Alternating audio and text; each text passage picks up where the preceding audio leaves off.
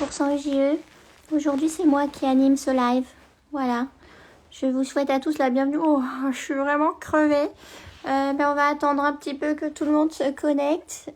Aujourd'hui, on va parler de médiation par l'animal.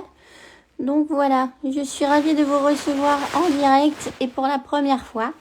Merci à tous d'être là, merci à tous d'être venus. Et sans plus attendre, nous allons inviter Ophélie à nous rejoindre. Toi qui es connecté, ça va bientôt arriver. Bonjour à tous, bonjour. Bienvenue dans le live 100% EJE. Ophélie, c'est bon, t'es en attente. Hey, coucou. Est-ce que ça va? Bonsoir, Bonsoir. Est-ce que tu ça m'entends? va très bien et toi? Oui, Oui, super, ok. Pas de décalage. Au niveau du son, tout va bien. C'est ça bon. me semble pas mal. Ça te semble pas mal. Ok. Je pense qu'on a un tout petit peu de décalage. Léger, mais très léger. Hop, voilà. Je vais dire bonjour à tout le monde. Coucou Ophélie, coucou Émilie, coucou. Voilà, coucou Fanny, coucou, ouais, à la crèche, ouais, il y a du monde que je connais. Comment ça va tout le monde? Ouais, Marina prête. Coucou Marina. Alors, Ophélie, je suis vraiment contente de te recevoir. Comment vas-tu? Ah, ça va très bien, merci beaucoup de m'avoir fait cette super proposition.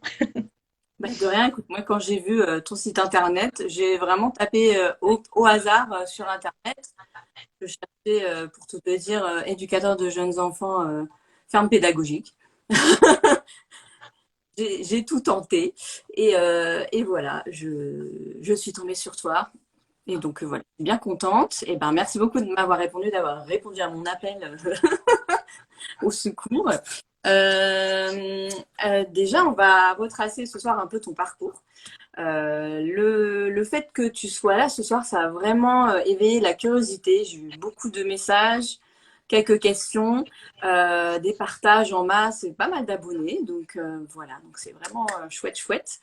Et ça va être nouveau pour moi. C'est un live qui me tient à cœur aussi parce que, bon, moi, dans l'idéal, j'aurais fait plutôt soigneur animalier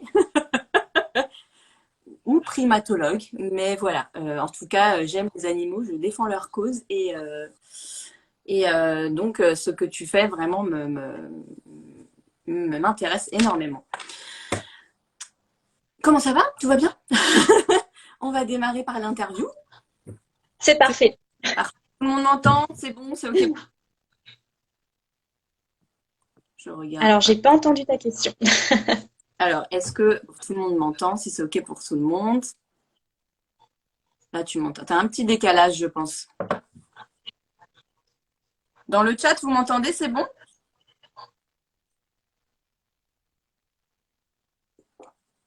Il y a des cœurs. Ouais, je pense que c'est bon. OK. Alors, j'ai vu que tu étais éducatrice de jeunes enfants et aussi éducatrice spécialisée. Tout à fait. Tu as commencé par lequel des deux? Lequel des deux diplômes? Alors, j'ai vraiment commencé par. Je m'étais vraiment posé la question hein, quand j'ai dû choisir mon orientation professionnelle. J'ai beaucoup hésité entre EJE et ES. Et j'ai vraiment ciblé EJE parce que je voulais vraiment commencer dans l'ordre, entre guillemets, dans le démarrage de la vie. Donc D'accord. pour moi, l'IE, c'était vraiment enfin voilà les fondations du futur adulte, la jeunesse de l'humain, le développement de l'enfant que je trouve considérable dans les 3 premières années de la vie. Donc c'est vraiment ce qui m'a fait choisir EJE en premier. Et du coup, on repart du coup sur EGE en premier. Pourquoi tu as voulu faire ce métier initialement? Bah, c'est alors de toute façon c'était vraiment je voulais faire un métier dans le social. Donc moi j'ai toujours considéré que JE c'était un travailleur social et clairement les évolutions du métier, les dernières réformes de la formation elles vont vraiment appuyer dans ce sens-là aussi.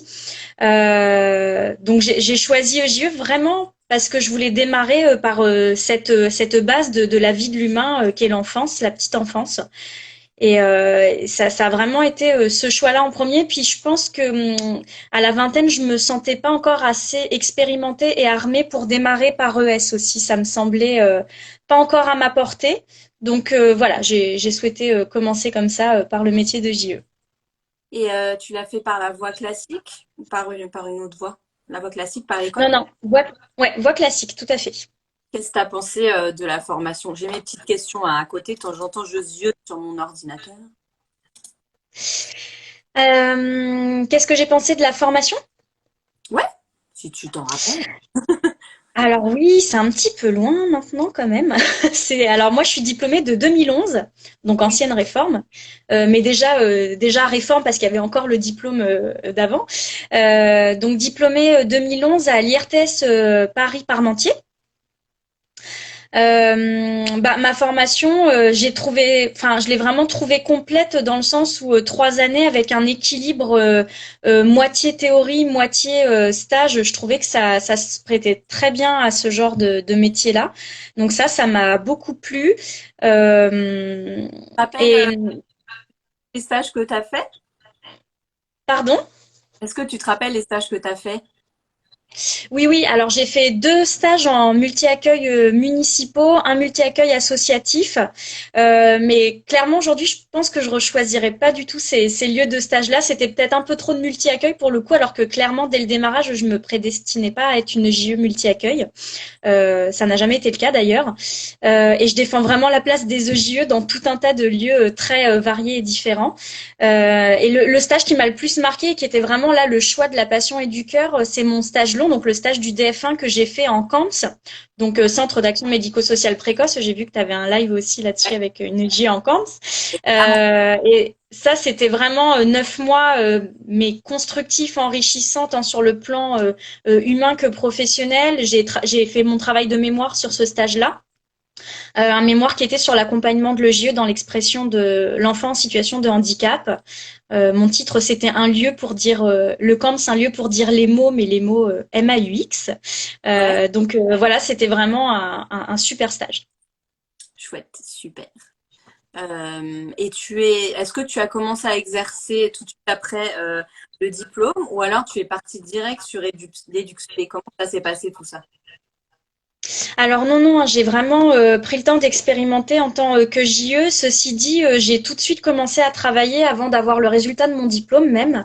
J'ai eu une opportunité, j'ai postulé en libre candidat, enfin une candidature spontanée, je veux dire, dans un IEM, donc Institut d'éducation motrice. Donc clairement, le choix direct de m'orienter vers l'accompagnement de publics en situation de handicap, c'était dès le diplôme de JE.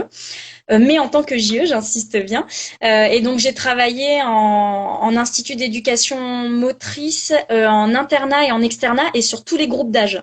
Donc pour être mise directement dans le bain, dès mon premier jour, en fait, j'ai accompagné un groupe avec des jeunes adultes 18-20 ans. Alors que j'étais en train d'être diplômée JE, donc mais je me suis complètement sentie à ma place et dans mes baskets de JE, et ça m'a pas du tout semblé incohérent. Super chouette. T'es resté longtemps là-bas? Alors, j'ai fait 1 an là-bas, mais en fait, j'étais sur une équipe de remplacement. Mais tout de suite, en même temps, en fait, j'ai cumulé 2 postes en même temps. C'est-à-dire que j'avais ce poste où je faisais des remplacements sur les autres jours où je ne travaillais pas, les mercredis et les vacances notamment. Et sinon, très rapidement aussi, j'ai trouvé un poste. Alors, pareil, un projet vraiment très atypique et innovant. J'ai travaillé dans un jardin d'enfants spécialisé en inclusion dans un multi-accueil. C'était D'accord. une création. C'était une création de poste. Donc j'ai vraiment été à la naissance de ce projet-là. Donc je suis arrivée sur une équipe de multi-accueil municipal, et le but, en fait moi j'étais salariée d'une association et j'étais là pour permettre l'inclusion de 2 enfants en situation de handicap au sein du multi-accueil. Euh, Ça, j'ai fait ça pendant 8 ans.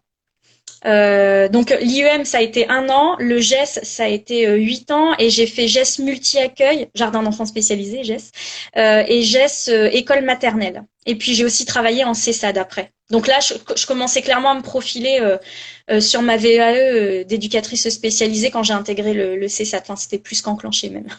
Ah ouais, ok. Du coup, tu as fait la VAE d'EduxP, tu as passé que le DC1 et le DC2 du coup, j'imagine, ou tu as tout passé? Non, DC1, DC2, exactement. Bah parfait, voilà. Je vois l'autre côté des VAE, du coup.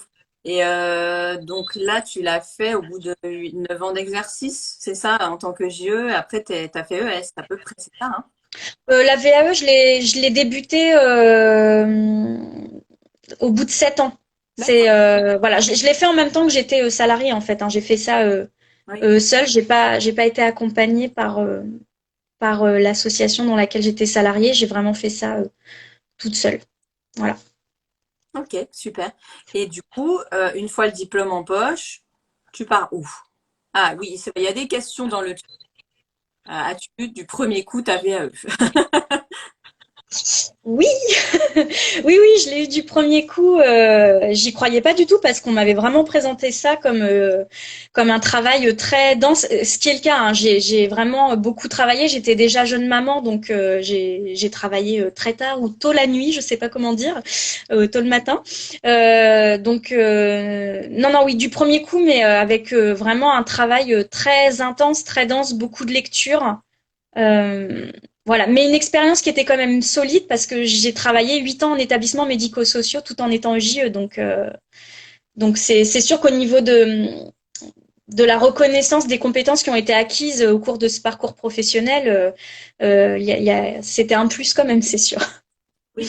Et aussi le fait que tu avais déjà aussi rédigé un mémoire, donc il y a quand même des capacités rédactionnelles à prendre en compte et Oui, qui aident aussi énormément pour la rédaction d'une VAE, ne serait-ce que la formulation théorique, etc., qui est souvent beaucoup plus fluide et beaucoup plus limpide, on va dire. Enfin, le positionnement, le terme de positionnement professionnel est peut-être plus facile, enfin, à saisir que, voilà, que quand on n'est pas encore éducateur, voilà. Enfin, je pense, à mon avis. oui, En tout oui. cas, que j'ai lu, souvent les dossiers d'éducateurs spécialisés sont, sont très intéressants. Donc voilà. Euh, donc après, t'as la double casquette. Donc c'est Oui. parti. En fait, quand j'ai eu mon diplôme d'éducatrice spécialisée, j'ai continué à travailler. Alors, j'étais au jardin d'enfants spécialisé en tant que JE et j'étais au CESAD en tant que S. Donc j'ai vraiment fait les deux en même temps. Et puis après, j'ai un peu fait le bilan aussi parce que cette VAE, il y avait pas que l'idée de reconnaître un peu ou de valider les compétences que j'avais acquises au cours de ces 8 années en établissements médico-sociaux, mais il y avait vraiment ce désir de pouvoir travailler avec une population d'âge plus variée. Euh, parce que le diplôme de JE n'est pas prévu pour ça, bien que j'ai pu travailler en IEM avec des jeunes adultes aussi. Mais je pense que c'est quand même encore pas évident de se faire une place en tant que JE dans les établissements, même si ça, les établissements spécialisés, même si ça bouge. Donc voilà, l'idée c'était vraiment de pouvoir aller vers un projet avec une population d'âge plus variée. Super. Justement, là, avant de parler des autres structures et donc de de ta nouvelle passion, vocation, c'est quoi ta vision du métier globalement en tant que JE et ES, du coup, dans l'accompagnement, dans tout ça? Alors, la vision que j'ai du métier, en fait, j'aimais bien, ça m'avait toujours marqué, c'est en formation de JE, c'était l'ancienne appellation du métier qui est jardinière d'enfants. Et en fait, moi, j'aime beaucoup ça parce que déjà, j'aime beaucoup toutes les métaphores comme ça liées à la nature. Et je trouve que là, on est vraiment dedans parce que, alors, même si le terme pouvait peut-être choquer à un moment donné, finalement, je trouve qu'il y a un peu cette métaphore comme si l'enfant était une plante qui pousse, en fait.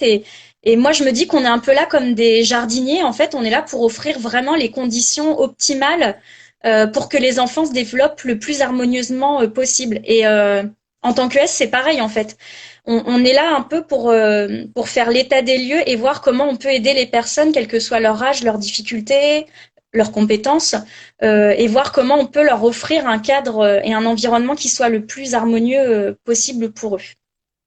C'est rigolo que tu prennes cette métaphore. Cette métaphore est souvent reprise d'ailleurs. Je pense que c'est Alicia, durant le live sur le relais assistant maternelle, qui en a parlé la semaine dernière. Que ce soit jardin, D'accord. effectivement, où on parlait aussi avec Rita, donc sur un autre live, qu'on pensait du terme éducateur, voilà, qu'on était plus dans l'accompagnement et moins dans, voilà, éduquer, enfin, plus dans une démarche de coéducation avec les familles, etc. Et c'était intéressant. Pour ceux que ça intéresse, je vous invite à retourner voir les lives. Je ne ferai pas de spoilers. Euh, du coup, voilà. Qu'est-ce qui a encore fait que on veut plus travailler en structure d'accueil et on veut se lancer? Puis là, du coup, tu es entrepreneur, tu es en libéral, c'est ça? Alors là, j'ai un statut un peu particulier pour l'instant. En fait, je suis en couveuse d'entreprise. Euh, Couveuse en fait, et oui, je suis une jeune couvée. Voilà, c'est à mon tour de me faire accompagner. En fait, cette expérience-là de devenir indépendante, ce qu'elle m'apprend aussi, c'est qu'en fait, notre métier de base, éducateur, psychologue, psychomotricien, enfin que sais-je, on l'a par notre formation, notre expérience professionnelle. Par contre, clairement, ce qui est à construire et à développer rapidement, bah, c'est l'identité d'entrepreneur avec tout ce que ça comporte. Et en fait, moi, je me sentais pas de me lancer comme ça toute seule. J'ai toujours été attachée au travail, un petit peu bah, d'accompagnement, d'équipe, de mise en lien. Et c'est pour ça que j'ai décidé d'intégrer une couveuse d'entreprise. Donc en fait, une couveuse d'entreprise, donc c'est là en l'occurrence, moi, c'est une association qui aide les porteurs de projets. Et en fait, j'ai une conseillère, une conseillère individuelle. J'ai une comptable qui m'assiste. J'ai des rendez-vous mensuels pour faire le point sur l'évolution de mon activité. Et en fait, là, je suis considérée comme entrepreneur à l'essai. C'est-à-dire qu'en fait, ils me prêtent leur identité juridique, pardon. J'exerce avec leur numéro de SIRET.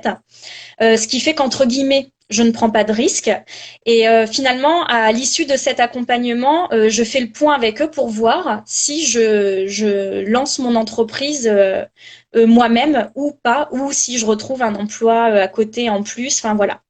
Ça D'accord. permet vraiment de faire un démarrage en douceur en fait. Ok, c'est une transition. Et ça dure combien de temps jusqu'à cette transition, justement, jusqu'à ce passage en tant qu'entrepreneur? Alors c'est un premier contrat de 6 mois en fait. Alors c'est pas, j'ai pas du tout, je ne suis pas salariée chez eux. Hein. Je suis vraiment, c'est un statut vraiment à part. Euh, donc c'est par tranche de 6 mois en fait. C'est 6 mois minimum, reconductible encore 2 fois, donc au total 18 mois. Et moi là, je vais arriver à la fin de mes 18 mois cet été. D'accord. Et pourquoi, pourquoi les animaux? Enfin, tu es partie d'abord sur la médiation par l'animal ou juste l'accompagnement éducatif en, en libéral, enfin, en auto-entrepreneur? Pourquoi tu es partie là-dedans en fait? Du coup, c'est d'où ça vient, cette envie? Alors en fait, moi, c'est vraiment les deux conjointement que j'ai souhaité monter. J'avais même un troisième volet d'activité que je voulais développer. Je me suis rendu compte que c'était pas possible, que j'étais pas une pieuvre, un poulpe ou je ne sais pas. Enfin, c'est pas possible de mener de front trois activités en même temps. Donc, je me suis dit que ça, ce serait peut-être plus tard ou pas du tout. Enfin, voilà. En fait, donc il y a les accompagnements socio-éducatifs, la médiation par l'animal, et je voulais aussi faire des ateliers zéro déchet, création un peu, enfin voilà, d'objets euh, zéro déchet, ouais. Et en fait, Ça peut être possible dans la proposition de nourrissage des animaux, peut-être, à ce niveau-là, de cumuler un bah, peu. oui, oui, de toute façon, à un moment donné, ce serait, c'est peut-être quelque chose qui pourra se coupler, mais en faire là vraiment une branche d'activité à part entière, c'est-à-dire qu'en fait, j'aurais vraiment élaboré, créé des objets pour pouvoir les commercialiser, les vendre. Ça demande un travail monstre aussi, et déjà là, mener deux projets en même temps, parce que c'est un projet, mais avec deux branches, c'est déjà très prenant.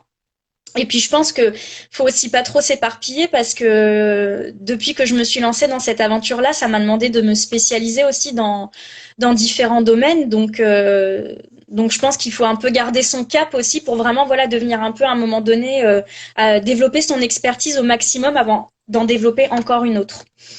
Et donc pour répondre à ta question au niveau des animaux, en fait. Bah, moi, j'ai toujours eu un lien très particulier avec les animaux. Ça a toujours été présent dans ma vie. Et ça a toujours été présent dans mon parcours professionnel, en fait, aussi. C'est-à-dire que, par exemple, quand j'avais 20 ans, j'ai fait un stage d'1 mois dans une ferme pédagogique qui accueillait principalement un public en situation de handicap. Et là, à l'époque, ça avait été la révélation pour moi, mais en même temps, ça me semblait complètement inaccessible et je ne pensais pas du tout pouvoir en faire mon métier. Donc, je me suis dit, bah chouette, c'est une très belle expérience, mais par contre, bah voilà, ça sera pas mon projet de vie. Et donc, parallèlement, j'étais aussi passionnée par tout ce qui était domaine du social, relations d'aide et d'accompagnement. Donc, c'est là que je me suis dirigée vers les études de JE. Euh, donc voilà. Et puis en fait, ce qui a été un petit peu le déclic à un moment donné, c'est que déjà dans les établissements médico-sociaux où je travaillais, j'ai quand même accompagné des enfants qui avaient des troubles et qui présentaient des troubles, qui avaient des handicaps très très très importants. Alors je parle pas de handicap sévère, j'aime pas ce terme-là, je le trouve dur à entendre, mais en tout cas des limitations dans leur autonomie et dans leur capacité très très importantes. Et là où je trouvais le plus de ressources avec eux, en fait, c'est quand il y avait des animaux, quand on a monté en interne plusieurs projets avec des animaux, avec des fermes pédagogiques, des centres équestres. Et c'est là que je trouvais que les enfants étaient le mieux, en fait. Et je me suis dit, mais c'est pas possible, il y a vraiment un truc un peu magique qui s'opère quand même. Et le gros déclic, en fait, c'est qu'en décembre 2018, il y a un diplôme qui a été reconnu par l'État français et qui est également reconnu dans les pays européens. Donc là, je me suis dit, ça rigole plus trop finalement, c'est quand même assez reconnu. Je me suis beaucoup plus documentée sur la médiation par l'animal et quand j'ai vu que c'était vraiment quelque chose qui se professionnalisait, parce que je pense que j'avais aussi besoin de ça pour me dire qu'il s'agissait pas que d'une lubie entre guillemets, que c'était bien un projet sérieux, c'est vraiment là que je me suis dit vas-y fonce. Je sais pas si j'ai répondu à ta question du coup. Du coup, il a fallu te former quand même, suivre d'autres formations en lien avec l'animal peut-être avant de se lancer là-dedans. Oui. Comme tu disais, tu avais fait Tu m'entends? d'autres formations complémentaires. Oui, là ça a bugué. Tu m'entends pas? Moi j'entends bien. Ah c'est bon, on va laisser reprendre tout Oui, tu m'as demandé si j'avais effectué d'autres formations. Ouais. Ça bug un peu d'un côté. C'est normal. On attend que ça reprenne un petit peu. Alors. Là, c'est bon. On attend que ça stabilise. Est-ce que tu m'entends? Ouais. Tu captes bien là où tu es? Je me pose la question du coup. Pas grave. Quand ça on attend un peu, on bouge plus, on attend que ça se Ouais. Là, ça a l'air d'être bon. Donc, je disais... oui, au niveau de la formation. Oui. Alors, au niveau de la formation, en effet, moi, c'était inconcevable de me lancer sans me former. Parce qu'en fait, la médiation par l'animal, pour moi, aujourd'hui, c'est vraiment... c'est pas... comment dire? C'est pas une activité où c'est un plus, mais enfin pour moi c'est vraiment ça devient un métier en fait. Le métier c'est intervenant en médiation par l'animal. Le diplôme que moi j'ai passé c'est chargé de projet en médiation par l'animal, donc c'est vraiment ça comprend vraiment tout le package en fait pour monter son projet en médiation par l'animal.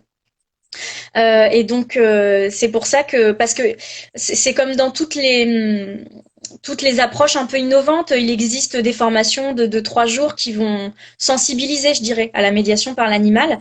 Mais moi, je voulais vraiment une formation diplômante. Donc, du coup, j'ai fait cette formation avec l'Institut de zoothérapie Agathea et j'ai obtenu mon diplôme de chargé de projet en médiation par l'animal. Donc, en fait, je suis EJE, ES et chargé de projet en médiation par l'animal. Ok, super. C'est vachement intéressant. Ça répond à une des questions que j'avais eues dans la story l'autre fois, dans la foire aux questions. Quelle formation peut-on faire pour se donner des bases en médiation par l'animal? Du coup, je regarde les questions que j'avais eues. Ah oui, j'avais aussi une question, quelqu'un qui me demandait s'il fallait obligatoirement formations, la il en casquette existe des... plein. Hein. Ouais. Il y a un petit décalage. Où on est tous. Ah oui.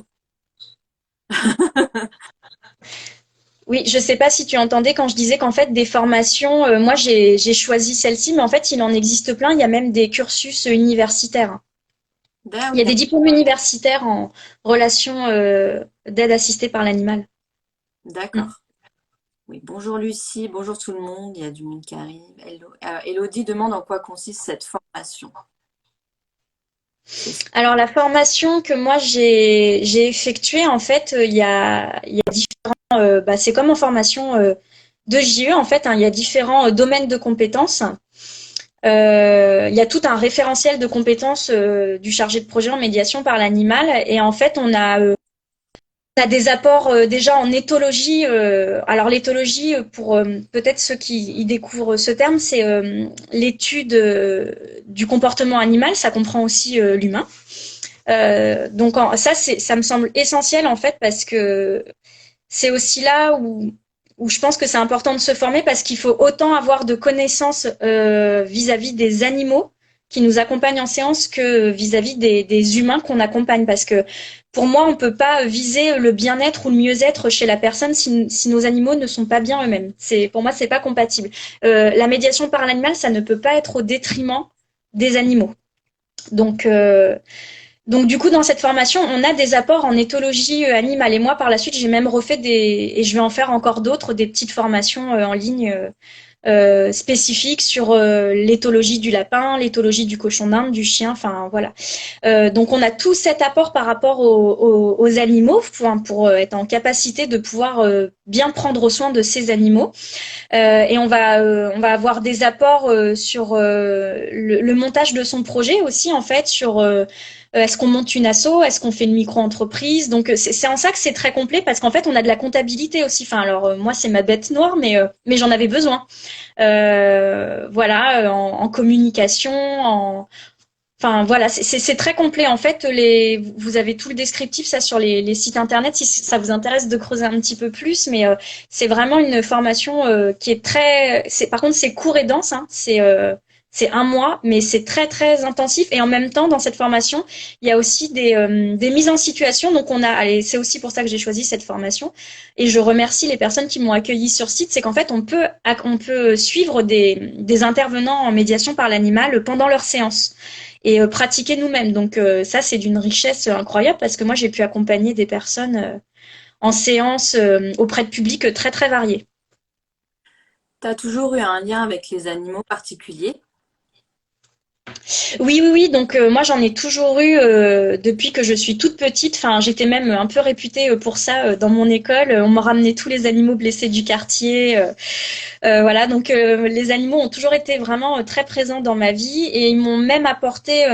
C'est souvent des choses qu'on retrouve dans le discours des intervenants en médiation par l'animal, j'ai l'impression. Mais moi, les animaux m'ont apporté un bien-être et un mieux-être aussi. J'ai pas, je suis enfant unique en fait. J'ai pas de frères et sœurs. Et en fait, avec les animaux qui étaient dans ma maison, j'ai vraiment trouvé une présence, des camarades de jeu, une relation complice, et avec tous ces animaux qui partageaient mon quotidien. Et ça allait même un peu loin, parce que j'allais même jusqu'à coucher les poules dans mon lit. Donc voilà, oui, je ne le referai pas aujourd'hui.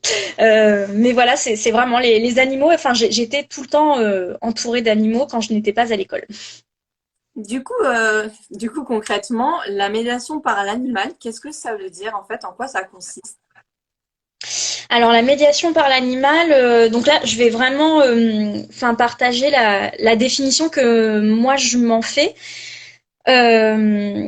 Bon, qui vient pas non plus. Enfin, j'ai rien inventé. Hein, c'est la formation qui m'a apporté ça aussi. Mais la médiation par l'animal, en fait, c'est vraiment une approche qui vise à mettre en contact donc des personnes avec des animaux.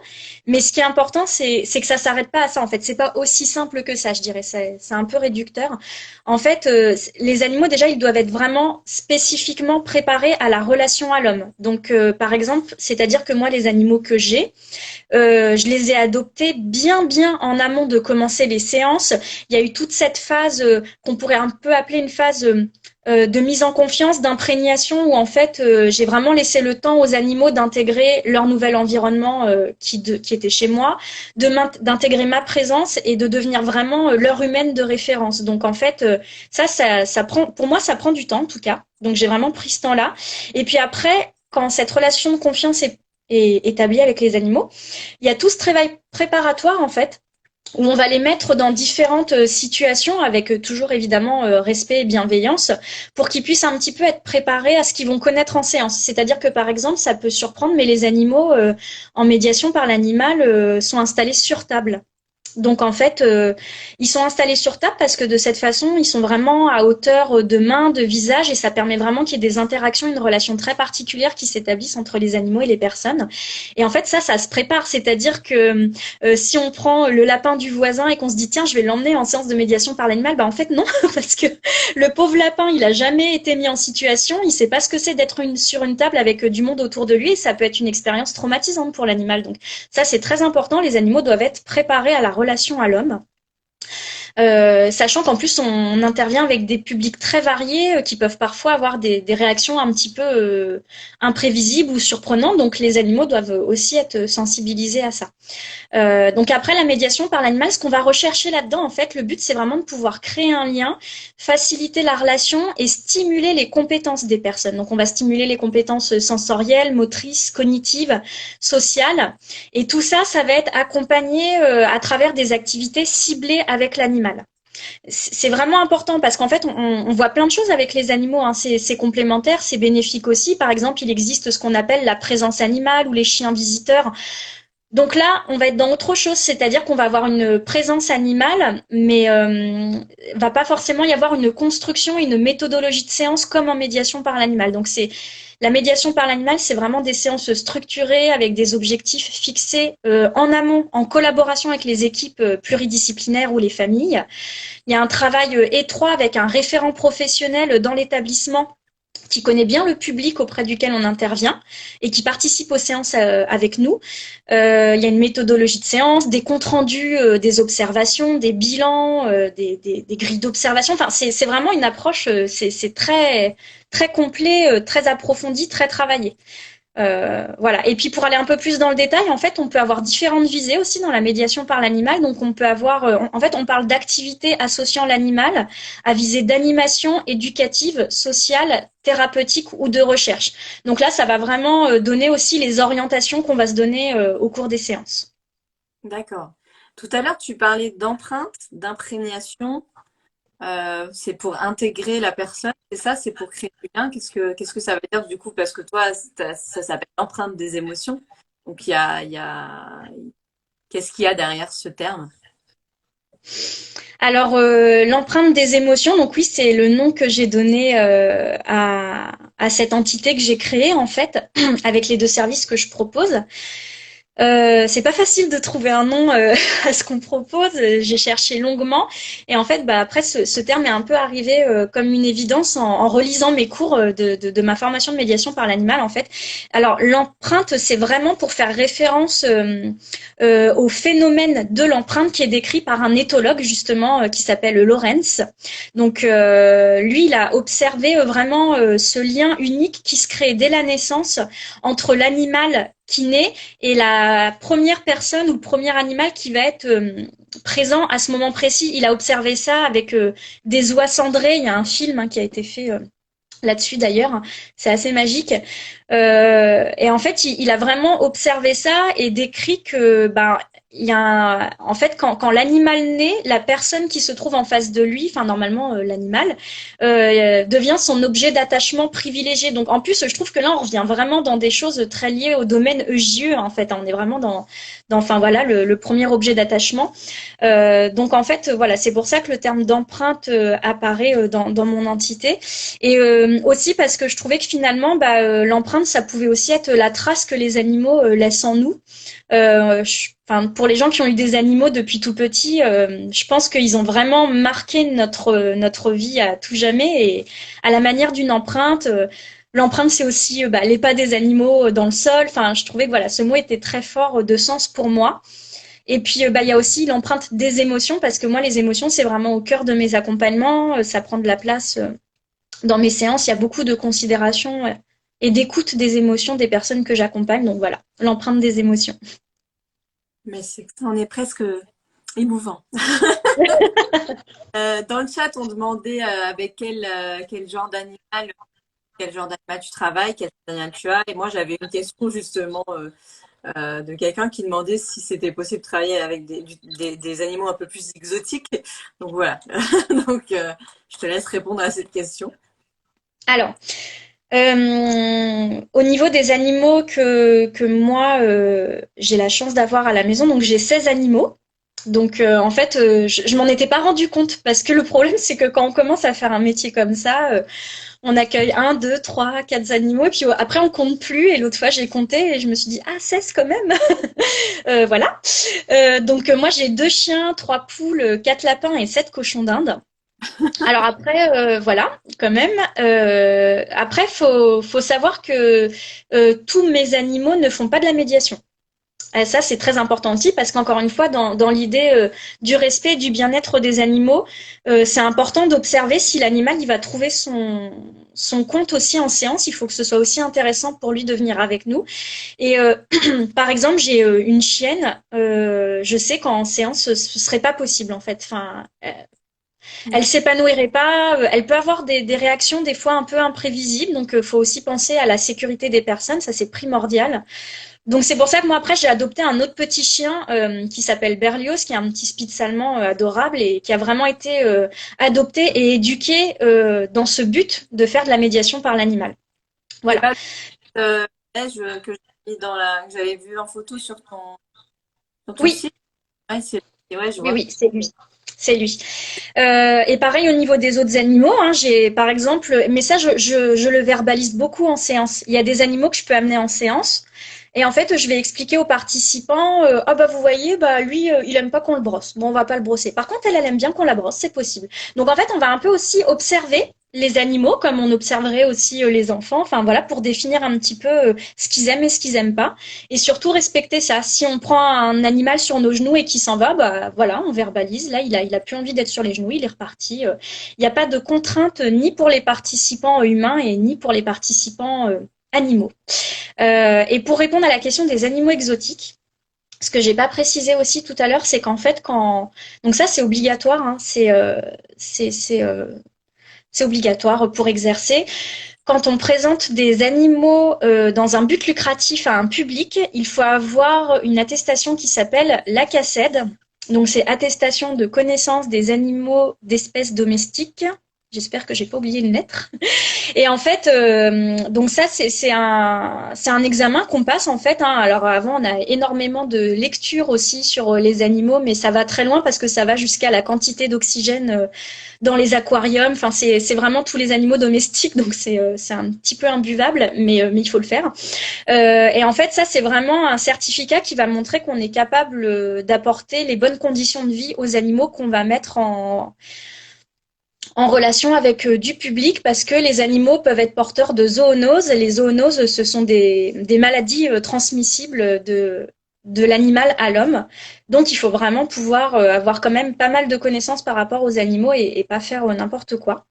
Et donc, ça existe pour les animaux domestiques, mais ça existe aussi pour les animaux exotiques. Donc, moi, je n'ai pas le certificat, l'attestation pour les animaux exotiques. Donc, je ne peux pas emmener de serpent en séance, mais ça se fait. Mais ce serait tout à fait envisageable, par exemple, vers le secteur où je suis, je sais qu'il y a une intervenante, j'aimerais beaucoup la rencontrer d'ailleurs et même peut-être participer à une de ces séances parce que je trouve ça vraiment magique, mais je sais que moi j'ai pas ces compétences-là. Elle intervient avec des oiseaux en fait, des chouettes, des rapaces. Donc là, c'est encore une autre dimension, je trouve. Mais vraiment, voilà, là, c'est encore, il faut des certificats supplémentaires. Ouais, donc toi, tu as ciblé mammifères, petits mammifères, et quelqu'un disait dans le chat, il n'y a pas de chèvre. Pardon. Alors si, mais en fait, ça peut vraiment être tout type d'animaux du moment que l'animal est respecté dans ses spécificités. C'est-à-dire que, par exemple, alors après, ça c'est très propre à chacun. Il y a des personnes, par exemple, qui interviennent avec des chats, d'autres qui vont dire que les chats sont territoriaux, qu'ils n'aiment pas être déplacés d'un établissement à l'autre. Après, chaque animal est différent. C'est vrai qu'il y a des particularités liées aux espèces. Par exemple, il y a des espèces aussi qui sont nocturnes. Donc, on peut se poser la question, est-ce que c'est bien cohérent de les emmener en journée en établissement? Mais après, ça, je pense que c'est un choix qui est propre à chacun. Je pense que les gens sont suffisamment j'espère, bienveillants pour faire attention à leurs animaux et voir si ça leur convient d'intervenir en séance ou pas. Et par rapport au choix de l'animal, en fait, de l'espèce animale, ce qui est intéressant, c'est que chaque type d'animaux va apporter quelque chose de particulier. Par exemple, le cheval, on est sur un animal robuste, costaud, grand, imposant, donc ça va forcément susciter d'autres choses qu'un lapin ou un cochon d'Inde. Le chien, c'est très particulier parce qu'on a beaucoup de personnes chez qui ça peut faire revenir des souvenirs d'enfance. Le chien, il y a beaucoup plus d'échanges aussi, de relations, de réciprocité dans la relation.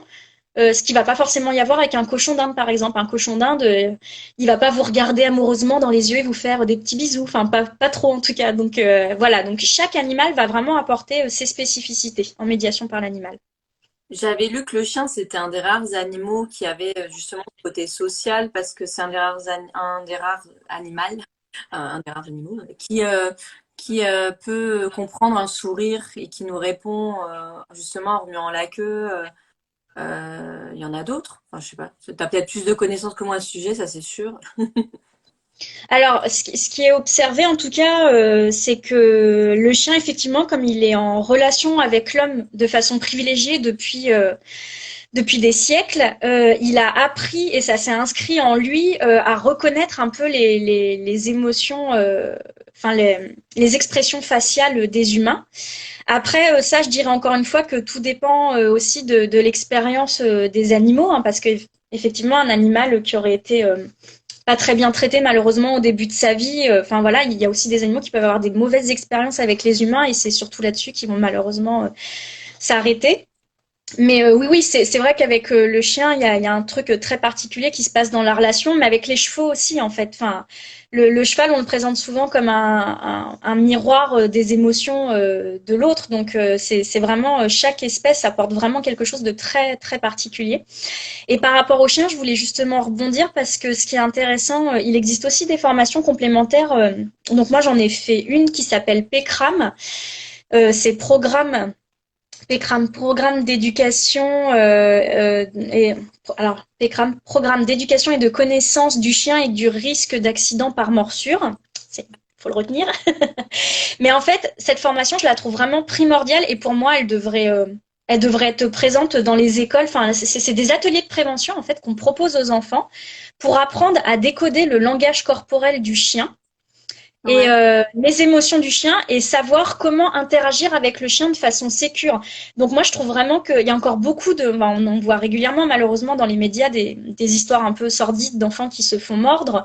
Mais il faut souvent savoir qu'en fait, quand on creuse un petit peu, bah, ce qui se passe, c'est que les enfants sont très spontanés et vont interagir avec le chien sans avoir connaissance de si c'est le bon moment ou pas, si le chien avait envoyé des signaux peut-être qui montraient que c'était vraiment pas le moment de s'approcher de lui. Et donc, en fait, je trouve que ça, c'est des ateliers qui devraient être présents dans les écoles au même titre que la prévention routière, parce que c'est vraiment donner des outils aux enfants par le biais du jeu théâtralisé, de mise en situation, pour vraiment savoir, bah tiens, je croise un chien dans un parc, il me fonce dessus, qu'est-ce que je fais? Bah souvent on se dit je vais courir, sauf qu'en fait nous si on court on devient une proie. Donc le chien il va nous courir encore plus après. Mais voilà, c'est plein de petites choses comme ça en fait. Et les enfants, j'ai fait quelques ateliers de prévention comme ça. Les enfants sont très friands de ces moments-là. En plus, c'est en présence de mon chien, donc forcément, on est vraiment ancré dans le réel. C'est très concret et c'est primordial pour moi d'apprendre des choses comme ça aux enfants. Je suis d'accord avec toi. Bon, moi, j'ai des chats. Bon, j'ai eu des chiens, mais là, j'ai des chats et c'est un peu le même principe. Je sais que si on joue avec la main et que le chat s'agrippe ou mord, le réflexe, ça va être de retirer la main très très vite. Or, effectivement, c'est comme si c'était une proie. Alors qu'au contraire, si je remets ma main un peu plus vers lui tout doucement, il va relâcher sa prise parce que c'est pas naturel que la proie vienne vers lui comme ça. Et là, il va comprendre que. Et souvent, ça se termine par une échouille, n'est-ce pas, mademoiselle? Enfin bref. Donc voilà. Dans le chat, on a le chien, Coralie qui nous dit le chien interagit facilement avec l'homme, encore plus avec les enfants, et on peut faire beaucoup d'activités avec le chien. Hello nous dit le respect de l'animal et de la nature devrait être au programme scolaire. Je suis bien d'accord avec toi, il y a tellement de choses que j'aimerais ajouter au programme scolaire, hélas. Euh, il y a Po qui nous demande si tu as déjà utilisé des animaux pour une période d'adaptation, par exemple, donc j'imaginons peut-être une collectivité, comme une aide pour l'enfant si cette période est compliquée. Alors non, non, ça m'est jamais arrivé parce que du coup, je n'ai jamais travaillé en crèche en tant que EJE intervenante en médiation par l'animal. Je propose des séances de médiation par l'animal en crèche, mais je ne travaille pas dans ces établissements en tant que salarié, donc je vais pas forcément être là au moment des adaptations.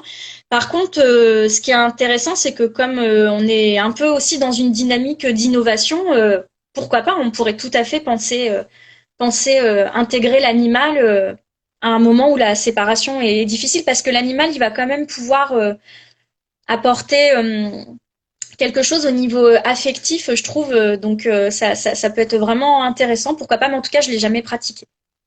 Moi, je travaille sur un groupe, enfin, j'ai travaillé sur un réseau de crèches privées où une année, enfin, ça date de 6 ou 7 ans, on travaillait effectivement avec il y a une période où on pouvait il y avait des kits qu'on proposait aux enfants. Et donc, il y avait eu le fameux kit coccinelle. Vous pouvez voir les larves, etc., les coccinelles. Après, on les relâchait.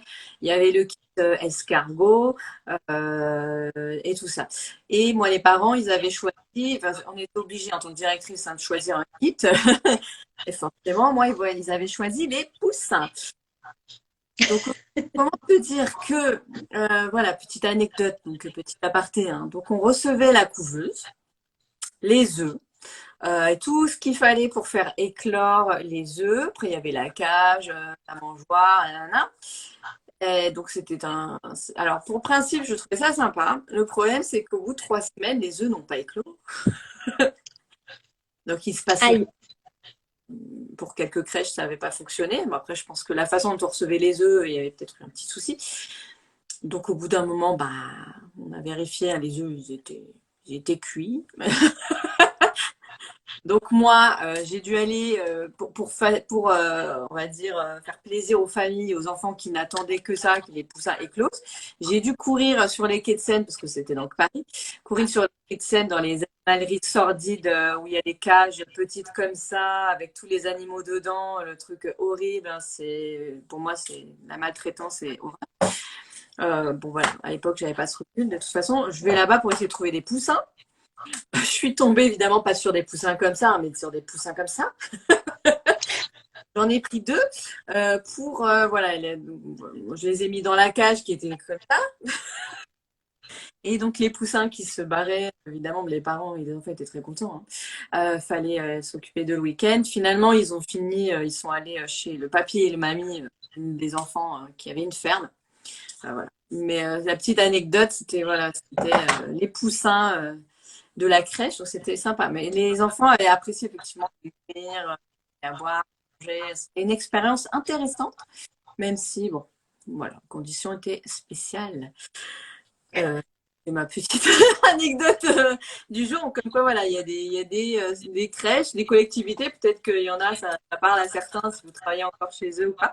Voilà, les kits pour animaux, on a eu une période comme ça.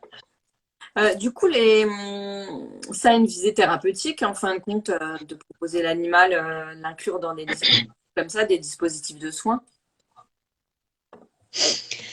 Alors oui, tout à fait. Enfin, ça peut en fait, ça dépend vraiment les orientations qu'on va se donner au démarrage. C'est-à-dire que, comme je le disais tout à l'heure, les séances de médiation par l'animal, elles peuvent être à visée éducative, sociale, thérapeutique. Je pense qu'il faut être vigilant avec ce terme de thérapeutique parce que moi, je me considère pas comme thérapeute du tout. C'est pas ma formation. Par contre, je pense vraiment que les animaux, comme d'autres outils non médicamenteux, je considère pas l'animal comme un outil, attention, mais voilà, comme d'autres approches en tout cas, peuvent avoir des effets thérapeutiques. Donc l'effet thérapeutique finalement, je pense qu'on peut parler de ça parce que c'est vrai qu'en séance, on peut vraiment par le biais de l'observation et des échanges avec les équipes ou la famille, observer et mesurer l'amélioration d'un état chez la personne. C'est ça le thérapeutique.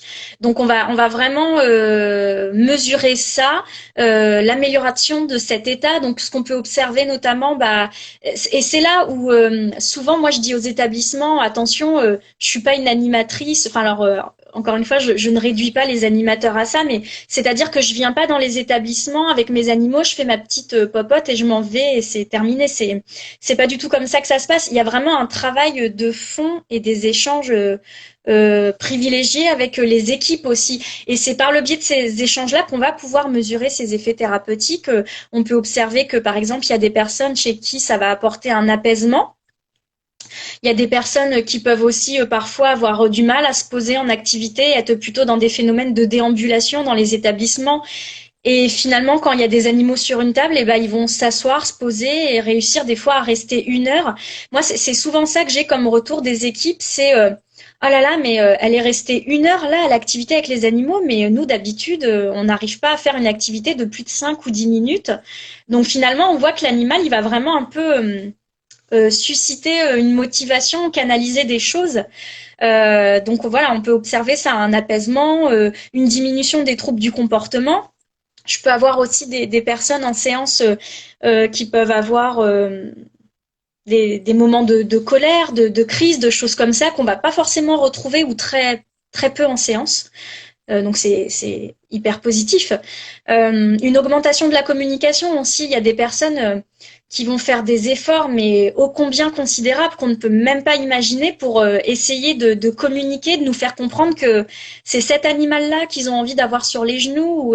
Je vois aussi des personnes qui ont des troubles moteurs très importants. J'accompagne notamment des adultes en situation de polyhandicap. Donc on est sur des limitations très massives au niveau corporel et qui vont déployer encore une fois une énergie et une concentration incroyable pour pouvoir découper une carotte et pour la donner à l'animal après. Enfin, et je trouve ça vraiment incroyable.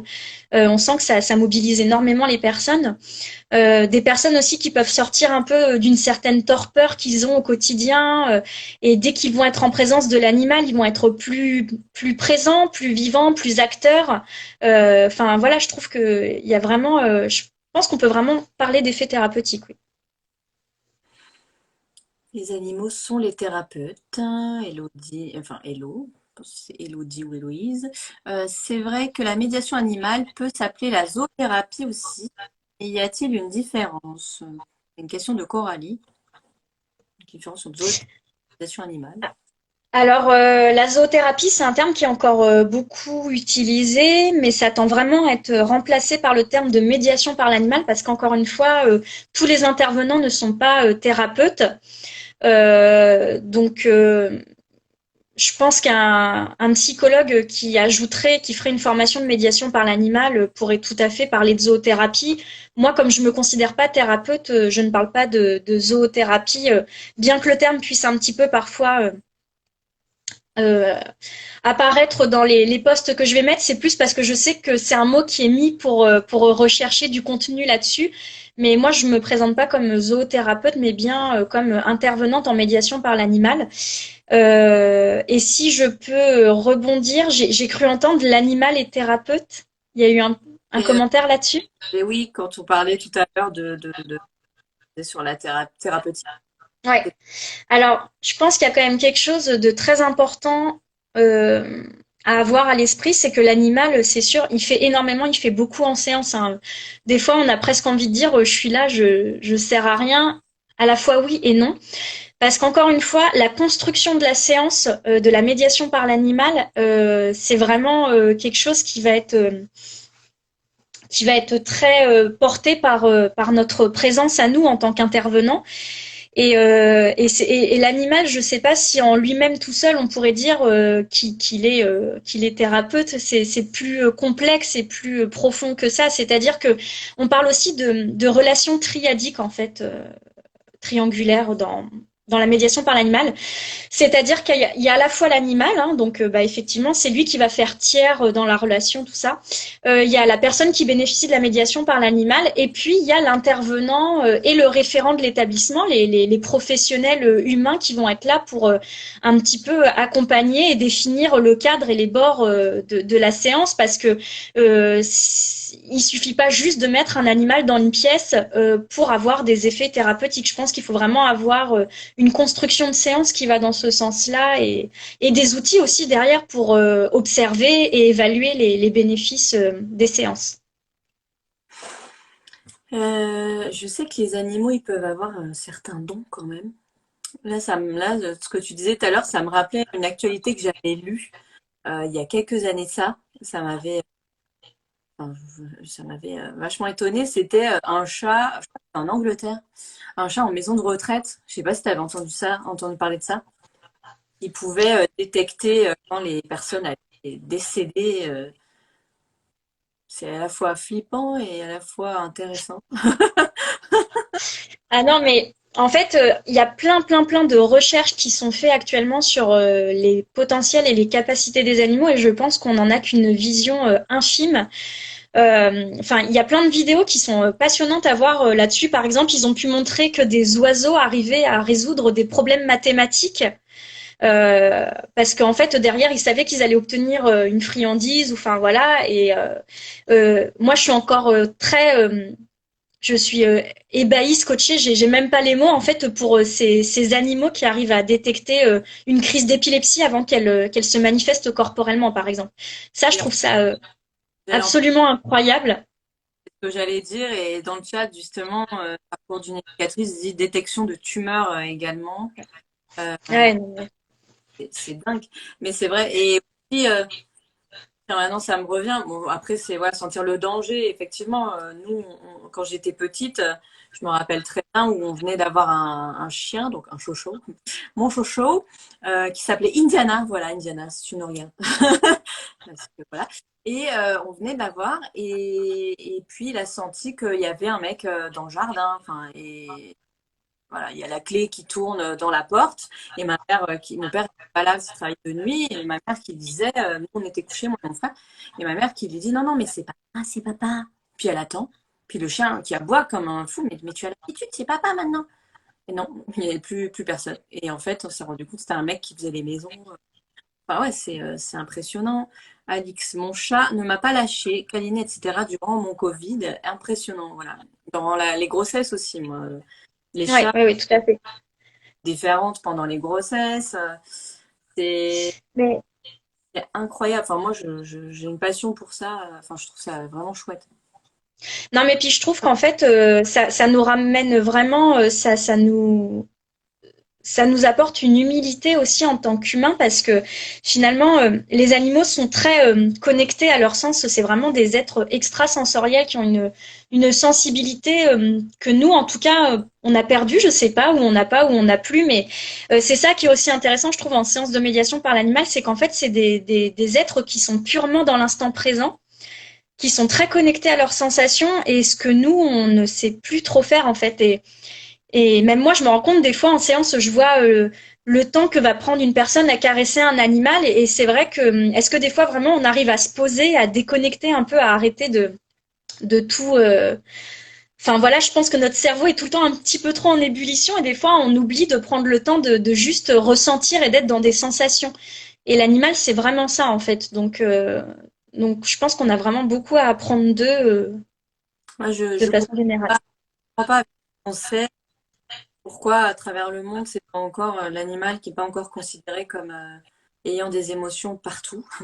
Voilà, je vois des choses horribles qui se passent et dans des marchés en Asie, j'ai vu des vidéos. Je peux pas finir de regarder ces vidéos. En fait, je finis en pleurs. Mm. Et Ouais. c'est horrible. C'est aussi une des causes qui m'anime. Là, on parlait de l'enfance hein, dans d'autres lives. Aujourd'hui, on parle des animaux. Voilà.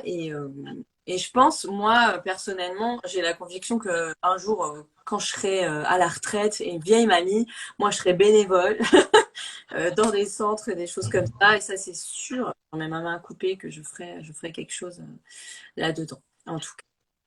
Mais ouais, c'est passionnant. C'est un live passionnant. N'hésitez pas encore à nous poser des questions. Nous aimons ça. Je continue, je revérifie ma petite. Alors, j'avais une question rigolote de Stéphanie qui m'avait dit, mais là je pense que c'est plutôt de l'ordre du comportementaliste. Elle a une mauvaise expérience avec son lapin et du coup elle disait un lapin peureux et agressif, comment on fait? Mais bon, là, je pense pas que tu aies de solution. Bah alors, par rapport aux animaux, quand même, je pense que ça rejoint un peu ce que je disais tout à l'heure par rapport au bien-être de l'animal, c'est-à-dire qu'un lapin agressif et peureux, par exemple, bah, on l'emmène pas en séance. De même que moi, ça peut, alors ça m'est très peu arrivé, mais ça a pu m'arriver peut-être une ou deux fois et ça pourrait m'arriver de toute façon. J'essaie quand même d'être attentive à ça. C'est-à-dire qu'en séance, si on voit qu'un animal n'est pas bien, eh ben, il quitte la séance. Enfin, il est retiré de la séance, il est remis dans sa caisse de transport au calme, tranquille, et c'est expliqué, verbalisé aux participants. Et c'est compris en fait. Enfin, si on sent qu'un animal n'est pas bien, il ne peut décemment pas rester en séance. Enfin, faut qu'il puisse avoir son temps de repos. Enfin, voilà. De même que par exemple en séance, ça se voit peut-être un petit peu sur les photos que je poste sur Facebook ou sur Insta ou qu'il y a sur mon site internet. Mais en séance, moi, j'ai toujours sur la table ce qu'on appelle la cabane. Et ça parle bien aux enfants en général. Je leur dis, est-ce que vous vous cachez dans des cabanes des fois? Parce que les animaux font pareil. Et en plus, j'aime bien parce que je trouve que l'animal, ça va aussi vraiment remontrer notre part animale à nous aussi, hein. Quand on regarde le développement des animaux et le développement des jeunes enfants, il y a quand même beaucoup de similitudes jusqu'à à peu près les 2 ans et demi de l'enfant. Et du coup, l'animal a ce besoin de se cacher dans une cabane aussi. Et ça, en séance, je l'explique en disant, bah, vous voyez, là, je mets une cabane sur la table. Et bah, quand les animaux sont dans la cabane, c'est qu'ils ont besoin d'être au calme. C'est leur moment de retrait un petit peu. Et ça se respecte. Donc encore une fois, voilà, le bien-être animal est primordial. Et juste pour rebondir quand même sur les lapins, faut savoir que les lapins, si c'est un mâle, je ne sais pas, ou même si c'est une femelle, des fois ils ont des pics hormonaux. Et notamment les lapins mâles, petits bébés peuvent être absolument adorables et très mignons, et autour de 6 mois commencer à grogner, à charger un peu, voire à mordre, taper du pied. Mais en fait, c'est parce que c'est la période où ils transitent vers l'âge adulte, et en fait, ils ont un bouleversement hormonal à l'intérieur d'eux, et ça peut générer des comportements comme ça. Comme Voilà. quoi, chez les lapins, c'est possible. L'adolescence. Au Canada, l'animal est encore légalement considéré comme un objet. Ouais. Sniff. Lucie, mon chat et mon Shiba sont très présents depuis le début de ma maladie. Mon toutou me prévient dès qu'une crise se fait ressentir. Merci pour ce témoignage. Oui. Magnifique. C'est quoi les valeurs qui guident ta pratique? Alors, les valeurs qui guident ma pratique, on parlera des enfants ça paraît. Ah oui. Donc oui, les valeurs qui guident ma pratique, bah, enfin, ça peut paraître très bateau, très bête, mais enfin, je pense que c'est essentiel et que peut-être ça devrait être pareil pour beaucoup. Mais enfin, la bienveillance, en fait, je trouve ça même étonnant qu'on soit obligé de parler de bienveillance. Pour moi, ça devrait tellement tous nous animer. Donc évidemment, la bienveillance, vouloir juste le bien pour l'autre. Mais en fait, je pense que c'est beaucoup ce qui m'a mené vers ce parcours professionnel, tant EJE, ES qu'intervenante en médiation par l'animal. Moi, le moment où je me sens le mieux, en fait, c'est quand en séance, je vois qu'à un moment donné, les gens sont juste bien, en fait. Ils sont heureux, on est là que pour penser à leur bien-être, leur mieux-être, et ça, je trouve ça vraiment magique. Je pense que j'avais vraiment envie de faire un métier où je me sens utile et où je sens que peut-être par mes modestes petites actions, je contribue peut-être à ce que le monde soit un peu meilleur, je sais pas, mais je suis très sensible à tout ce qui peut se passer de terrible dans le monde, et en faisant un métier comme ça, j'ai l'impression d'apporter des petites pierres en fait. ma petite pierre à l'édifice, comme on dit.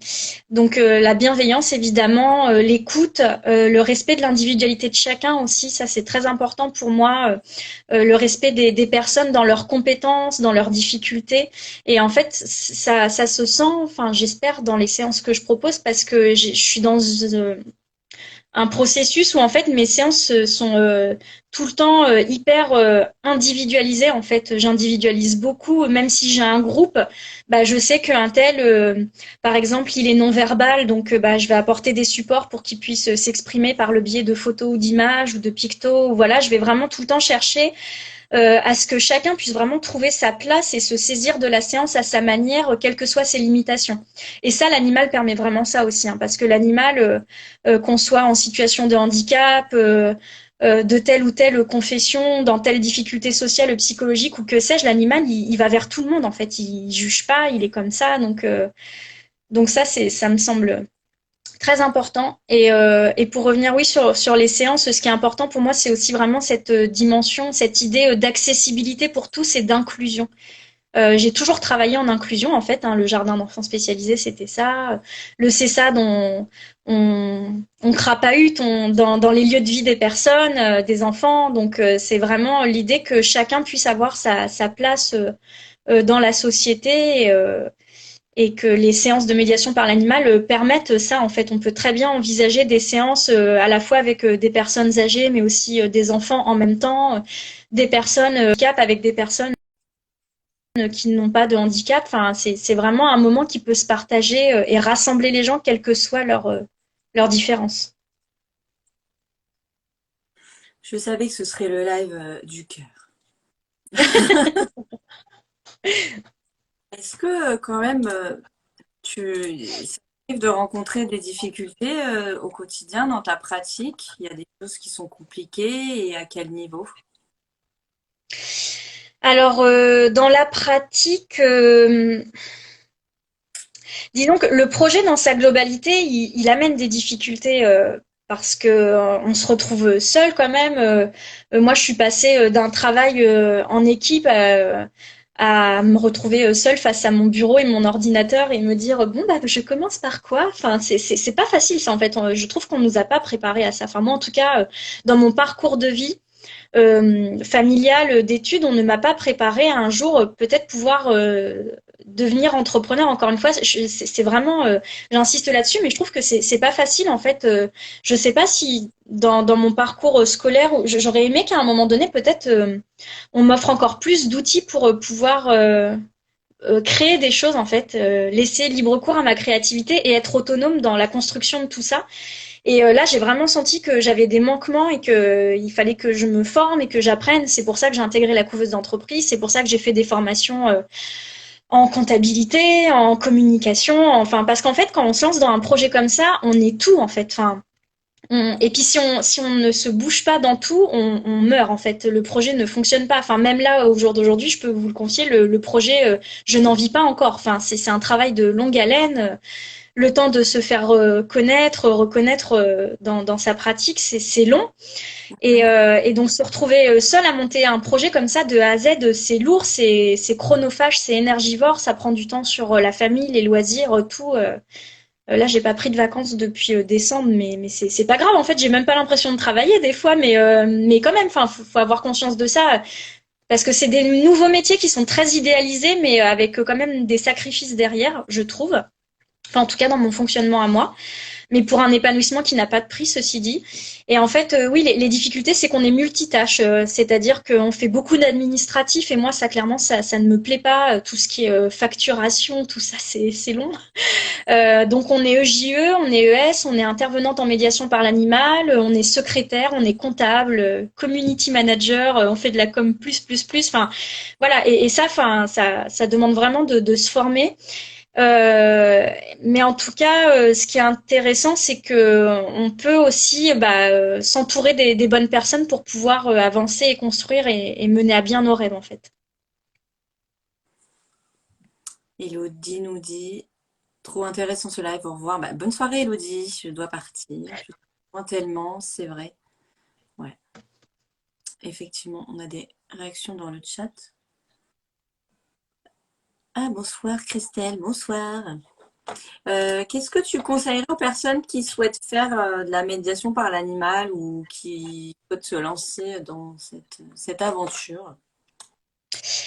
Eh bien, déjà, je conseillerais de se former, de faire des études ou une formation qui est reconnue et qui vous corresponde pour pouvoir vraiment exercer la médiation par l'animal et pas être juste sensibilisé, parce que pour moi, c'est vraiment un métier. Euh, Vraiment se former à l'éthologie pour que le bien-être animal soit vraiment au cœur de vos préoccupations. Aux spécificités des publics aussi, parce que, alors ça, il y a de grands débats là-dessus en médiation par l'animal. Est-ce qu'il faut être issu d'un métier de l'accompagnement, de la relation d'aide avant de faire de la médiation par l'animal ou pas? Moi, je n'exprimerai pas, je m'exprimerai pas là-dessus, mais en tout cas, ce qui est sûr, c'est que ça s'invente pas de proposer des séances avec un public qui va avoir des particularités comme des TSA, donc le trouble du spectre de l'autisme, des personnes qui vont être en situation de polyhandicap, des personnes avec des pathologies psychiatriques. Enfin, c'est vraiment des particularités et c'est important pour moi de se former aussi aux spécificités des publics qu'on accompagne pour être sûr de viser juste dans les séances et que ce soit vraiment bien adapté à leurs besoins. Et puis s'entourer de pairs en fait, hein, de personnes qui font ce métier-là. Moi, j'ai beaucoup échangé avec des personnes que j'admirais sur Facebook ou sur Instagram où je me disais ah mais c'est comme ça que je veux devenir. Et en fait, faut se nourrir des modèles qu'on a autour de nous, échanger avec eux. Il y a des gens qui sont quand même très ouverts dans l'échange, donc ça c'est chouette. Et échanger plus, se nourrir de ces personnes-là et se créer un réseau fort en fait, c'est vraiment important et c'est enrichissant dans les deux sens. Donc finalement, j'ai l'impression de me nourrir 10 fois plus depuis que je me suis lancée là en libéral que parfois ou en établissement. À un moment donné, on peut un peu malheureusement rentrer dans une routine professionnelle où on perd un peu cette richesse des échanges ou en tout cas, des fois, l'environnement institutionnel ne nous en donne plus la possibilité non plus.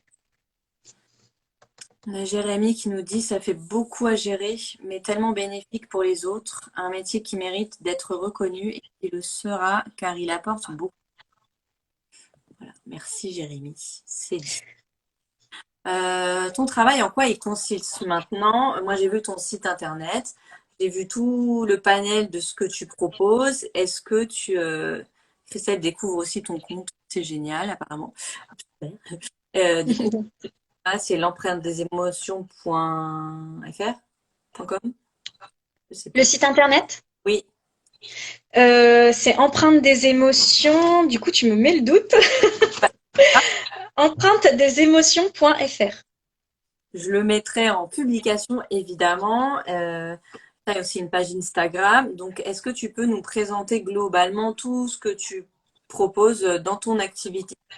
Parce que j'ai vu que tu fais médiation par l'animal, de l'accompagnement éducatif. Donc, voilà. Oui.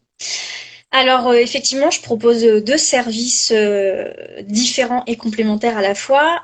Donc, je propose En fait, je suis éducatrice de jeunes enfants, éducatrice spécialisée en libéral et intervenante en médiation par l'animal également. Donc, les accompagnements socio-éducatifs, en fait, ça se déroule à domicile et dans les lieux de vie de la personne. Donc ça peut être dans les écoles, les lieux de loisirs, enfin tout ce qui va aussi favoriser l'inclusion. La médiation par l'animal, ça peut être aussi à domicile ou en établissement. Donc voilà, c'est aussi possible. En fait, c'est peut-être le moment que je parle un peu plus précisément des accompagnements socio-éducatifs parce qu'on a beaucoup parlé de la médiation par l'animal jusqu'ici. Euh, donc les accompagnements socio-éducatifs, en fait, bon, je trouve qu'on va être quand même sur des missions qui vont être très proches de celles d'un CESAD concrètement parce qu'on va vraiment au cœur des lieux de vie de la personne, dont le domicile, ce qui est très enrichissant. Donc en fait, là pour cette partie-là, j'essaie un peu d'organiser le déroulement dans ma tête. La façon dont je procède, en fait, donc les accompagnements socio-éducatifs, généralement, une famille me contacte, bien souvent parce qu'elle a un enfant qui présente des troubles ou qui est en situation de handicap avec un diagnostic ou pas, enfin voilà. Donc on fait une première rencontre en fait où moi je vais faire un entretien éducatif. En fait, je vais recueillir les informations qui sont nécessaires à l'accompagnement. Je vais recueillir les informations du quotidien de l'enfant ou de l'adulte en fait, hein, aussi ça du coup c'est une population d'âge très variée comme je le souhaitais. Donc voilà, on va un peu faire l'état des lieux de la personne, de comment ça se déroule dans sa vie au niveau de son autonomie, ses relations sociales, ses lieux d'accueil ou pas, hein. On est souvent sur des situations quand même, je dirais de rupture ou en risque de l'être, hein. Donc des enfants qui sont déscolarisés ou des enfants ou des adultes qui n'ont pas d'accueil en établissement spécialisé et qui sont à domicile tout le temps. Donc, ce qui est pas forcément évident pour eux et pour leur famille.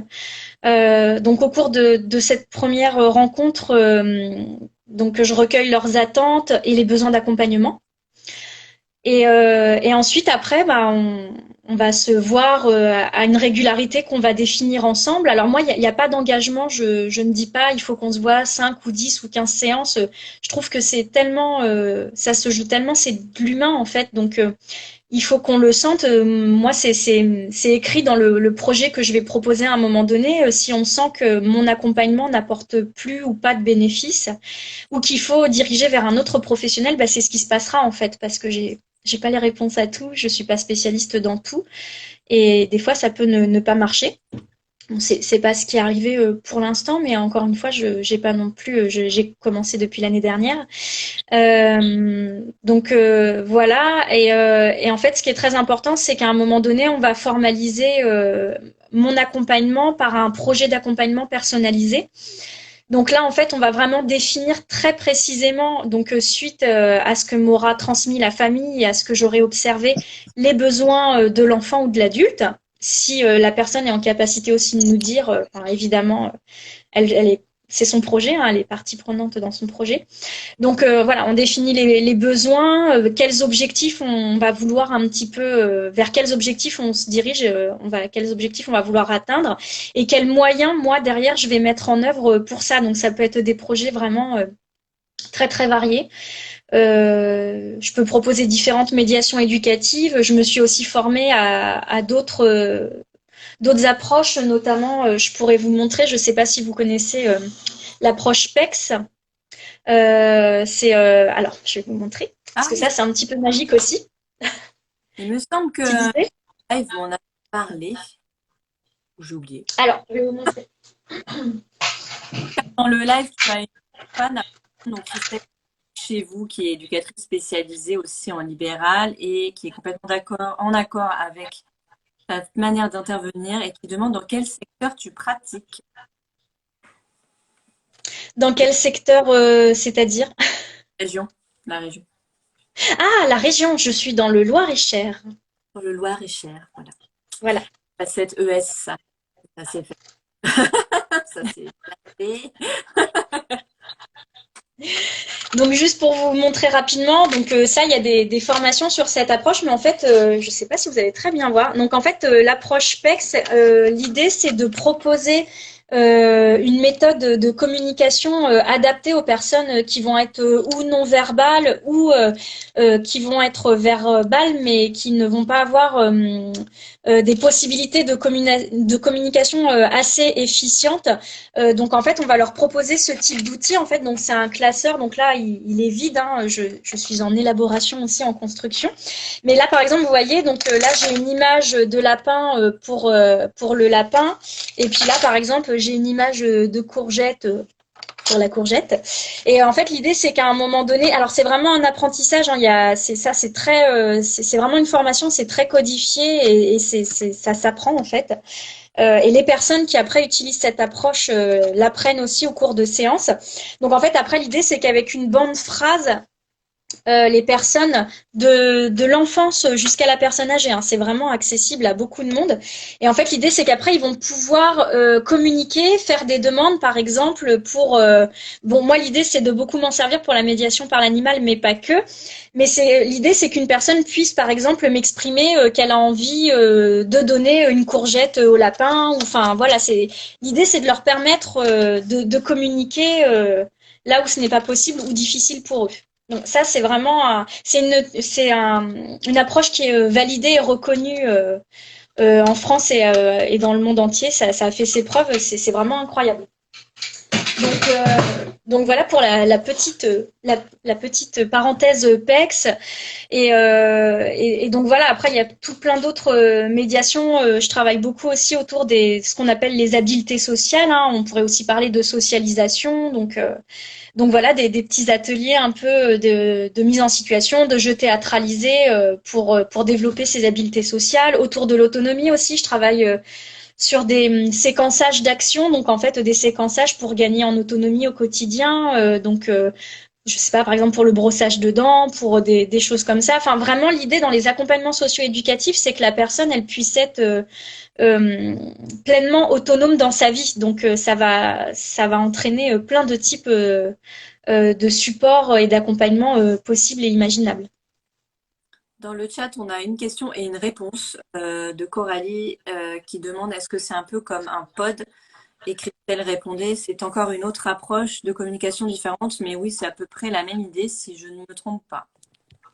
Je n'en ai pas la moindre idée, donc je vous laisse en parler entre vous. J'ai pas compris, c'est un pod? PODD. Donc Je Christelle ne connaît. connais pas. Je vais me renseigner du coup. Est-ce que tu peux nous parler d'une prise en charge qui t'a particulièrement marqué, d'un lien homme-animal, par exemple, en particulier?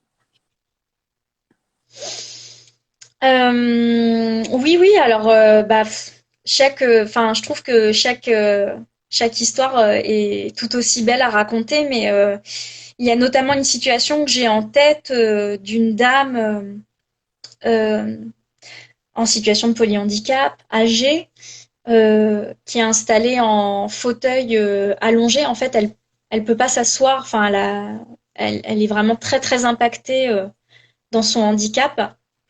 Et en fait, cette dame, dès que je viens la voir, qu'elle entend le son de ma voix et que je lui dis le mot lapin, en fait, elle sourit et elle peut pas faire autre chose que ça parce qu'elle est très limitée dans ses mouvements, même dans sa mobilité générale de toute façon. Et en fait, je trouve ça vraiment magique les moments où elle peut profiter des animaux parce que c'est des personnes comme ça, quand on n'est pas sensibilisé ou d'extérieur, on pourrait se dire qu'est-ce qu'on peut lui proposer, qu'est-ce qu'elle peut vivre comme expérience et en fait, comme quoi avec l'animal, on peut toujours proposer des choses. Parce que du coup, donc avec cette personne, bah voilà, on adapte, hein, on va être beaucoup dans une approche très corporelle, sensorielle, mais en fait, ça correspond à ses besoins, tout simplement. Donc, quand je la vois sourire, un sourire qui illumine tout son visage, alors qu'au quotidien, c'est pas forcément ça. J'aimerais que ça soit ça toute la journée pour elle, en fait, mais du coup, ça, c'est vraiment une situation ouais, qui m'a particulièrement touchée. C'est que, quel que soit l'impact que peut avoir le handicap sur une personne, il y a toujours des possibles, en fait. Toujours. Waouh, c'est super riche. J'étais en train de me dire que on va demander, Christelle, qu'est-ce que t'en penses? On va demander à Monsieur J si Ophélie peut venir dans l'émission bière. Voilà, je me comprends. Je vais lui en parler. C'est une émission sur Twitch où on fait venir une personne chaque semaine, le mercredi, et ce serait super cool. Alors, je lis les réactions, tout ça est hyper. Alors, il y a eu plein d'explications. POD, c'est un système de classeur de communication alternative, CAA.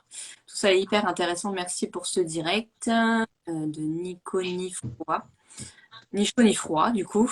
D'accord, ça y est, j'ai vu. J'ai compris comment c'est écrit. C'est un livre de communication aussi, mais ils ont leur propre picto encore. J'aimerais trop t'avoir à côté de chez moi. Je t'entends plein de monde. Ouais, du coup, je crois que t'es Lyon, Christelle. La réaction des personnes auprès de l'animal est magique. Voilà, voilà.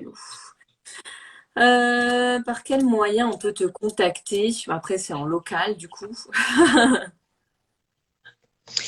Alors oui, donc moi du coup, enfin je me déplace dans tout le Loir-et-Cher et dans les départements limitrophes, mais dans une limite de 65 kilomètres en fait. C'est la réglementation, en fait, je pourrais plus si après j'avais un certificat supplémentaire pour déplacer les animaux au-delà de 65 kilomètres, mais en fait, je ne le souhaite pas parce que je trouve que au-delà de 65 kilomètres, ça fait aussi beaucoup de voitures et faut quand même prendre en compte la fatigabilité des animaux et l'inconfort ou le qui peut être présent lors des trajets. Donc moi, je passerai jamais ce certificat en l'occurrence. Mais voilà, je peux me déplacer dans le Loir-et-Cher, l'Indre-et-Loire. L'Indre et le Loiret notamment, entre autres. Et donc pour me contacter, il y a le site internet, il y a la page Facebook, l'empreinte des émotions, accompagnement éducatif et médiation par l'animal. Il y a mes coordonnées téléphoniques, adresse mail, voilà, ça laisse pas mal de possibilités. Est-ce que tu accompagnes aussi les professionnels qui veulent se former à cette approche ou ça t'arrive pas souvent? Ah, un petit problème pour capter. On va attendre un peu que ça revienne. Alors là, on attend. Est-ce que tu m'entends? C'est bon, ça y est, c'est revenu. Est-ce que tu accompagnes aussi les professionnels ou pas? Si c'est le cas, ou dans quel but? Alors, c'est quelque chose en tout cas qui me trotte beaucoup dans ma tête. Parce que quand je travaillais en jardin d'enfants spécialisé, j'étais sur un multi-accueil et en fait, je me suis rendu compte qu'il y avait beaucoup d'autres structures qui étaient euh, qui étaient très démunies face à l'accueil d'enfants en situation de handicap et j'aimerais vraiment pouvoir développer quelque chose autour de ça parce que de par ces expériences pendant 8 ans, c'est vrai que des fois, ça peut être des petites choses toutes bêtes d'adaptation du quotidien, de matériel ou d'outils spécifiques. En fait, j'aimerais vraiment pouvoir accompagner les établissements et des professionnels sur l'inclusion des personnes en situation de handicap. Donc ça c'est quelque chose que j'aimerais développer. Là récemment, j'ai aussi eu une demande d'observation spécifique d'un enfant au sein d'un multi-accueil pour qui il y a une suspicion de trouble. Donc c'est aussi des choses qui peuvent se développer aussi. Et puis je suis en train de développer un peu un volet formation aussi. Donc là, je vais être formatrice occasionnelle dans un institut de travail social qui se trouve à Tours. Donc voilà, il y a toutes ces choses-là qui vont se développer plus dirigées aux autres professionnels et le volet formation est quelque chose que j'aimerais beaucoup développer. Je crois pas que tu aies une journée type, du coup, toi, ça doit varier du. Oula. Alors, oui, non, pas trop. Non, globalement, est-ce que j'ai une journée type Alors, si, je pourrais parler quand même. Bon, on va essayer. Si j'ai, alors, voilà, je me lève le matin. Une fois que je suis prête, voilà, je vais m'occuper de mes animaux parce que forcément, voilà, je m'occupe de moi, de mon enfant et puis de mes animaux.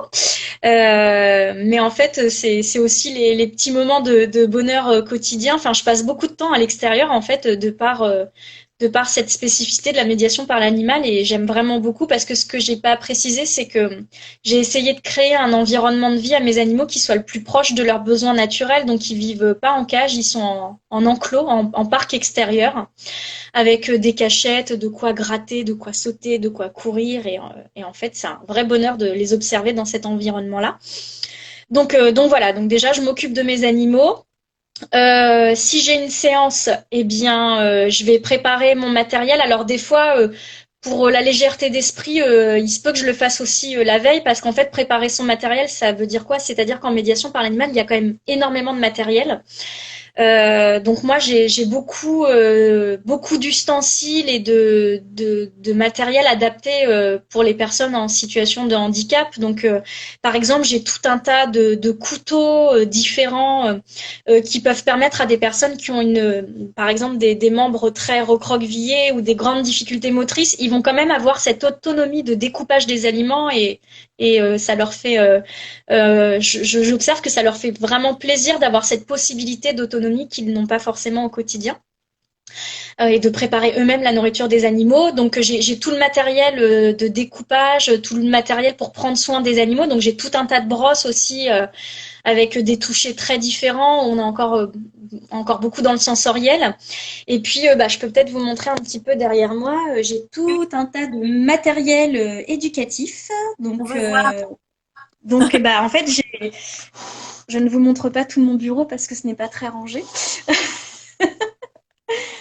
Mais en fait, donc voilà, j'ai mes petits casiers. Alors, par exemple, si je vous montre là, j'ai un petit peu tout. Je sais pas si vous voyez. Si tu peux, tu peux aussi tourner la caméra en appuyant sur les flèches, mais si c'est compliqué. Ah oui. Ou sinon, là, je vois je vois ce que je montre. Là, par exemple, j'ai toute ma partie qui va être dédiée un petit peu aux émotions avec des choses que je vais avoir élaborées moi-même. Par exemple, je peux vous montrer ceci. Alors, je vais vous faire une petite présentation rapide. Donc ça, par exemple, hop, je sais pas si vous voyez. Je vois. Donc en fait, c'est une petite boîte. Je me vois. Voilà, c'est ça. C'est une petite boîte et en fait, dans cette petite boîte, eh bien, il y a plein d'images avec différentes émotions. Ouais. Voilà. Et donc, ça, c'est la boîte à émotions, en fait. Donc, on regarde les émotions avec un enfant que je peux accompagner, par exemple. Et après, on va se regarder dans le miroir pour voir un petit peu sur notre visage comment ça s'exprimerait. Enfin, voilà. Donc, ça, c'est mon petit compartiment émotions. J'ai un enfin, voilà, j'essaie un petit peu de ranger mon matériel par thématique, on va dire. Et là où je m'éclate beaucoup aussi dans cette nouvelle aventure professionnelle, c'est que j'élabore beaucoup de matériel moi-même où je m'inspire, je crée. Enfin, en tout cas, j'élabore pas mal. Par exemple, j'utilise beaucoup cette roue en séance de médiation par l'animal. Donc ça plaît beaucoup aux enfants. Parce qu'en fait, donc l'idée, c'est qu'ils tournent la roue, ils vont tomber sur un petit légume qu'ils vont descratcher. Et ils vont pouvoir aller retrouver le même légume dans le panier à légumes pour nourrir les animaux. Donc là, ça montre aussi à quel point, ça j'en ai pas trop parlé, mais la médiation par l'animal, ça permet de travailler tout un tas de compétences. On peut aller sur plein de sphères du développement, que ce soit sensoriel, communication, relations, socialisation, activité cognitive, enfin vraiment activité motrice, enfin c'est très complet en fait. Avec la médiation par l'animal, on peut vraiment travailler énormément de choses. Donc voilà, j'ai beaucoup de petits matériels comme ça que je fais pour les séances. Enfin voilà, ça permet de pas mal s'éclater et surtout de toujours pouvoir viser au plus juste pour vraiment répondre aux besoins des personnes qu'on accompagne. Super. Et donc la journée type, j'ai pas terminé du coup. Donc accessoirement, voilà, en fait, je prépare tout ce matériel-là, c'est-à-dire que si je sais que j'ai une séance en maison d'accueil spécialisée avec des adultes en situation de handicap ou une séance en multi-accueil, bah évidemment le matériel va pas être le même. Donc je prépare vraiment le matériel en fonction du public avec lequel je vais interagir et des fois le matériel peut être le même mais il va juste être présenté d'une façon différente et adapté aux spécificités des publics aussi. Donc voilà, donc je prépare mon matériel, je le mets dans ma voiture. Ça, vous pouvez le voir sur ma page Facebook et mon compte Instagram. J'ai une voiture qui est vraiment aménagée pour la médiation par l'animal. J'ai plein de compartiments pour mettre mon matériel, les caisses de transport des animaux de façon sécure, que les caisses ne ballottent pas dans la voiture par exemple. Et puis après, en dernier, eh bien, j'emmène les animaux dans leur caisse de transport, je les mets dans la voiture. Là, je pars en séance.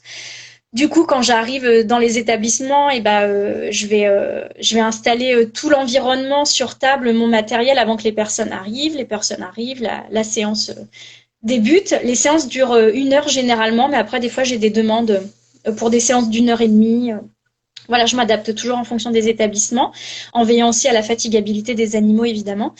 Et puis après, une fois que la séance est terminée, on fait un petit temps de débriefing avec le référent de l'établissement qui était présent avec moi pour vraiment être dans cet échange d'observation et de regards croisés sur ce qu'on a pu observer en séance.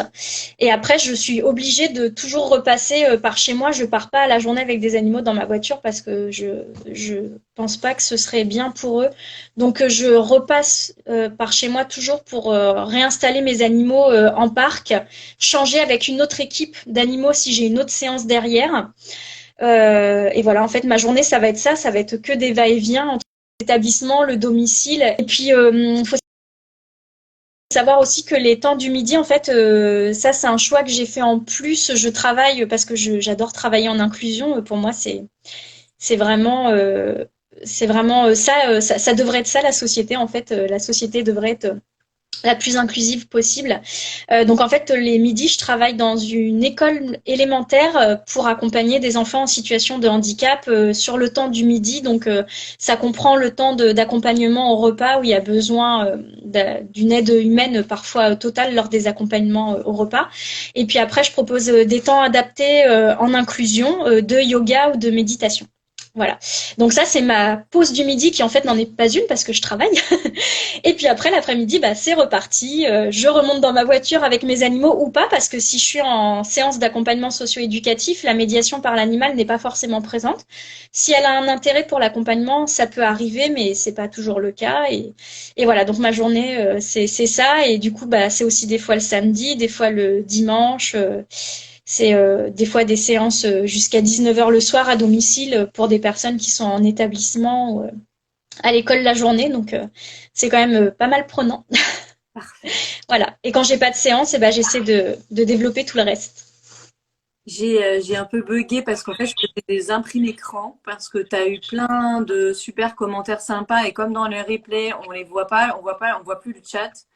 Je me suis dit que tu voudrais garder ça en souvenir. Et du coup, comme j'appuyais pas sur les bons boutons, ça a peut-être bugué. Alors, voilà, tout va bien. Alors, les réactions on a eues, que tu as eues, c'était donc déjà une question de Coralie. Combien de temps durent les séances? Avec combien de personnes? Combien de temps durent les séances? Combien de personnes maximum?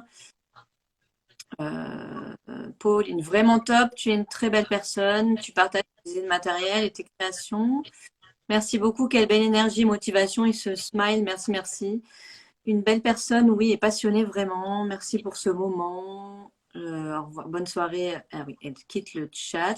Quel investissement, chapeau bas. C'est génial ce que vous faites. L'amour que vous portez à votre métier est palpable. Vraiment bravo. Oui, vraiment passionné. Ça donne très envie de passer une journée, dites donc, journée entière à ses côtés pour découvrir ce concept. Voilà. Voilà, voilà. C'est joli. C'est beau. C'est joli. Ça fait plaisir, en tout cas. Merci beaucoup, oui. Donc, les séances durent combien de temps? Je ne sais plus si entre-temps tu l'as dit ou pas, parce qu'on a un petit décalage toujours avec le chat. Donc, peut-être qu'ils ont posé leurs questions après. Les séances durent combien de temps? Tu m'entends? Alors, une séance type, c'est 1 heure. Une heure. Mais en fait, c'est adaptable. Des fois, j'ai des demandes pour 1 heure et demie. Ce qui peut arriver aussi des fois, notamment, c'est ce qui peut arriver en centre de loisirs. Parce qu'en fait, moi, j'ai une contrainte, entre guillemets, de nombre de participants pour 2 raisons. Pour le bien-être des animaux, parce que s'il y a trop de monde, trop de bruit, bien que le bruit se gère, des fois peut être important même sur des petits groupes, mais voilà, en fait pour le bien-être des animaux et pour éviter la sursollicitation, je ne fais pas des groupes de plus de 8 personnes. Souvent c'est 5 personnes parce que, et ça c'est vraiment en co-concertation, en concertation avec les équipes, parce que du coup, l'idée, c'est qu'on va vraiment rechercher une qualité d'interaction entre l'animal et la personne. Et s'il y a 15 participants autour de la table, c'est pas possible. Donc, on va vraiment plutôt privilégier des petits groupes pour vraiment pouvoir avoir une approche individualisée lors des séances. Je défendais l'individualisation de l'accueil en EAEJE, bah, je le défends aussi maintenant. Très important pour moi, je pense, et pour vraiment avoir bah, des bénéfices. Euh, donc voilà, pas plus de 8 participants sur une heure, mais bah, des fois on se retrouve confronté à des établissements qui ont des groupes de 12 par exemple, et c'est comme ça. Donc là en général, ce que je propose dans ces cas-là, c'est de faire 2 fois 3/4 d'heure. Donc en fait, je vais rester 1 heure et demie, mais je vais avoir un groupe 45 minutes, un autre groupe 45 minutes. Bon après, forcément, on n'aura pas forcément autant de temps pour l'activité associée par l'animal, parce que moi je mets beaucoup l'accent là-dessus, et ça je pense que ma formation de JE, elle m'a vraiment apporté cette spécificité, hein. C'est tout ce matériel que je crée vraiment pour répondre aux besoins des différents publics et pour stimuler telle ou telle compétence, domaine de développement. Donc voilà, des fois on prend un peu de temps, moins de temps là-dessus, mais on essaie aussi de s'adapter aux contraintes des établissements. Chouette, chouette, super. Parfait, merci pour les réponses. Dani, je regarde où j'en suis au niveau des questions. Parce que du coup, il y en a, tu as répondu de toi-même, donc je n'ai pas besoin de les poser. Nani, nanana. Si vous avez d'autres questions dans le chat, n'hésitez pas. Qu'est-ce que tu préfères dans ton métier? Qu'est-ce qui te fait te lever le matin?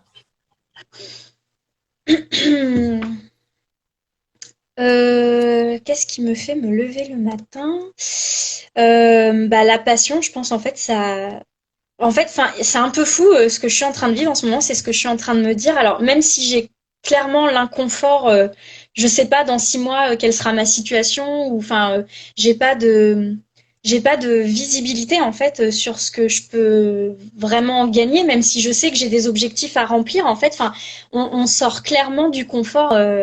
D'un salariat où on sait que tous les mois on va avoir tant et tout, donc ça clairement c'est un inconfort. Mais alors par contre, qu'est-ce que ça apporte comme, euh, comme plaisir, je dirais, de se dire qu'on fait vraiment de sa vie ce qu'on voudrait qu'elle soit, en fait. Enfin, c'est incroyable. Enfin, moi, en fait, j'avais vraiment des passions et des rêves dans la vie. C'était de pouvoir accompagner des personnes pour leur apporter bien-être, mieux-être. Voilà. Donc, bah, ça, du coup, j'ai l'impression que ça fait vraiment partie de mon projet.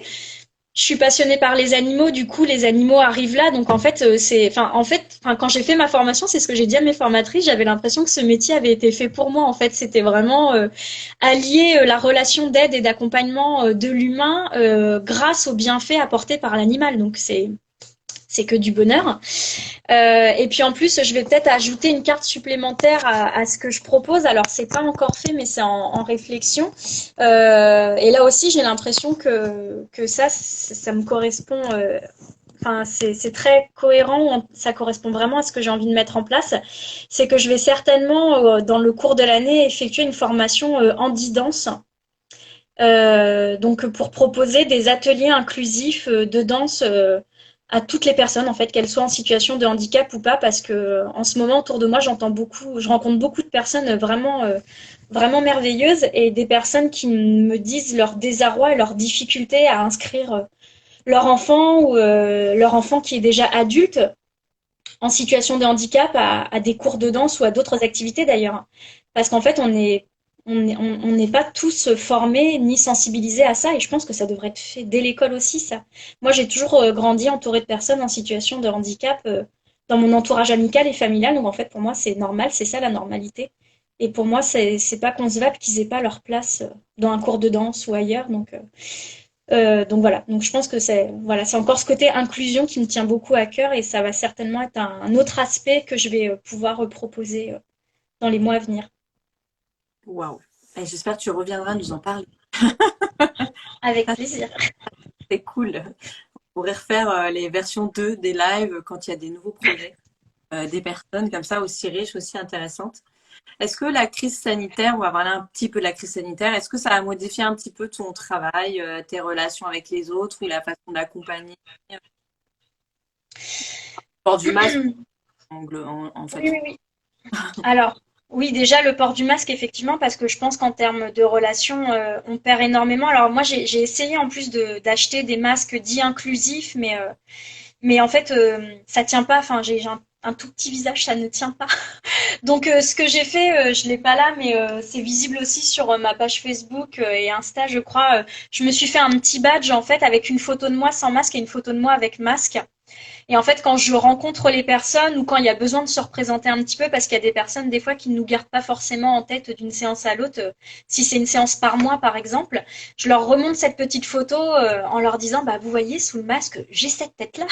Parce que du coup, il y a des personnes qui voient des gens en masque toute la journée depuis un an en fait. Enfin, les gens qui sont en établissement, globalement, c'est ça. Donc je pense que c'est bien de remettre un peu d'humain derrière ce masque. Donc ça, oui, ça a changé. Et en même temps, moi, je me suis installée 15 jours avant le premier confinement. Donc j'ai pas eu non plus beaucoup d'expérience de mon métier sans tout ça, mais c'est vrai qu'au démarrage, il n'y avait pas encore le masque, tout ça. Puis j'avais commencé un petit peu plus tôt aussi avant, sans commencer avec la couveuse. Enfin, mais du coup ça a changé. Puis là où c'est pas évident quand même, c'est que bon, bah, clairement c'est un frein pour démarrer et se faire connaître parce qu'on a une activité qui est quand même particulièrement freinée à cause de ce contexte-là, parce que bien sûr, il y a les décisions gouvernementales. Enfin, nous, on est autorisé à poursuivre en ce moment, par exemple, mais il y a les craintes de tous qui sont légitimes. Donc, des fois, il y a aussi des établissements qui verrouillent pour ça. Donc c'est pas évident de démarrer un projet professionnel comme ça dans ce contexte-là. Mais là où c'est aussi difficile, c'est qu'en fait on est quand même dans un métier de relation et de contact. Il y a une certaine proximité corporelle qui est présente parce que quand on intervient en séance avec des personnes qui n'ont pas de possibilité de se mouvoir par elles-mêmes, du coup c'est nous qui venons apporter à elles les choses, les stimulations, les animaux, voilà. Et donc du coup ça nécessite d'être dans une certaine proximité corporelle. Donc comme là, on essaie de garder des distances, et c'est pas évident, quoi. Enfin, pour tout ce qui est les métiers de l'humain, je pense que la période est pas simple. C'est sûr. Et du coup, ouais, j'aime beaucoup ce que tu dis effectivement sur la photo avant-après, avec masque, sans masque. Ça, je sais qu'il y a beaucoup d'éducateurs qui l'utilisent, cette méthode, et ça fonctionne très bien. À l'hôpital aussi, je sais, on en a parlé également. Les badges, ça c'est moi. Ça c'est moi avec le masque, sans le masque, et ça c'est moi avec le masque. Moi, une petite question que j'aime bien, en général, là, du coup, je l'ai réadaptée version animale. Avec quel animal de fiction, film, BD, ce que tu veux, t'aimerais travailler et pourquoi?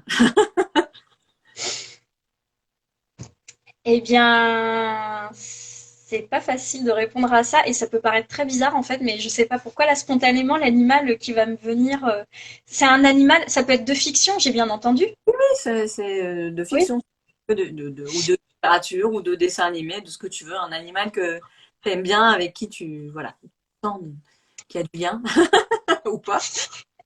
Et bah comme ça, c'est très bizarre, mais je vais dire un dragon. C'est une Oui, c'est qualité. bizarre, hein. Reçoit une qualicie. Game of Thrones. Non, mais oui, je sais pas, je pense que c'est pour le côté un peu mystique, le côté aussi, la possibilité de voler. Je suis assez fascinée par les animaux qui volent, en fait. Bien que je ne travaille qu'avec des poules et on peut pas vraiment dire que la poule vole très très bien. Mais oui, je sais pas, le dragon, parce que j'imagine, je sais pas, j'imagine que le dragon pourrait tous nous protéger sous ses ailes ou je ne sais pas et apporter des belles choses. Je sais pas, c'est un peu bizarre comme réponse, mais voilà, Beau, le dragon. c'est beau, c'est sauvage, c'est chaleureux, c'est exotique. Oui, je sais Puis pas si j'ai un certificat pour exercer avec les dragons, mais mythique, mythologique. Ah oui, c'est une autre approche, effectivement. Euh, Là, on arrive en fin de live. N'hésitez pas si vous avez de dernières questions. Moi, j'ai juste deux, trois questions à poser avant qu'on se quitte ce soir. Peter et Elliot, le dragon. Ah oui, oh là là.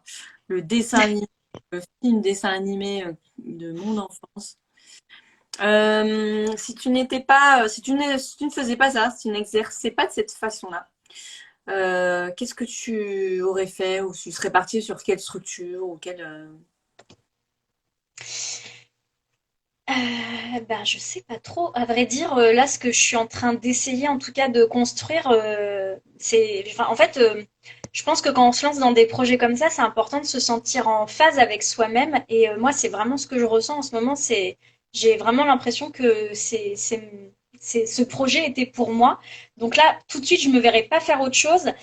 Mais malgré tout, si je devais faire autre chose, j'imaginerais alors si du coup, je sais pas si j'arriverais à nouveau à concilier les différentes passions que j'ai. Donc si je devais retravailler en établissement, je pense que je ciblerais vraiment un établissement qui permet l'inclusion, donc certainement un CESAD, un SAMSA ou des établissements spécialisés qui permettent l'inclusion des personnes en situation de handicap. Ou peut-être que j'essaierai de créer quelque chose là-dedans d'un peu nouveau, ou je sais pas, pour déjà les lieux de milieux ordinaires existants qui voudraient à nouveau des solutions, enfin je sais pas, quelque chose comme ça. Et ou sinon je pense que peut-être avec les animaux en fait, parce que malgré tout ça a toujours été une passion aussi. J'avais hésité à travailler dans le domaine animalier. En troisième, j'avais fait un stage dans un centre équestre. Donc voilà, peut-être ça. J'ai fait bénévole quelques mois à la SPA et c'est vrai que je me suis sentie très à ma place et légère aussi de me dire que je faisais peut-être quelque chose de bien pour les animaux qui étaient là-bas. Donc voilà, je pense que soit un établissement en inclusion vraiment ou dans le domaine animalier.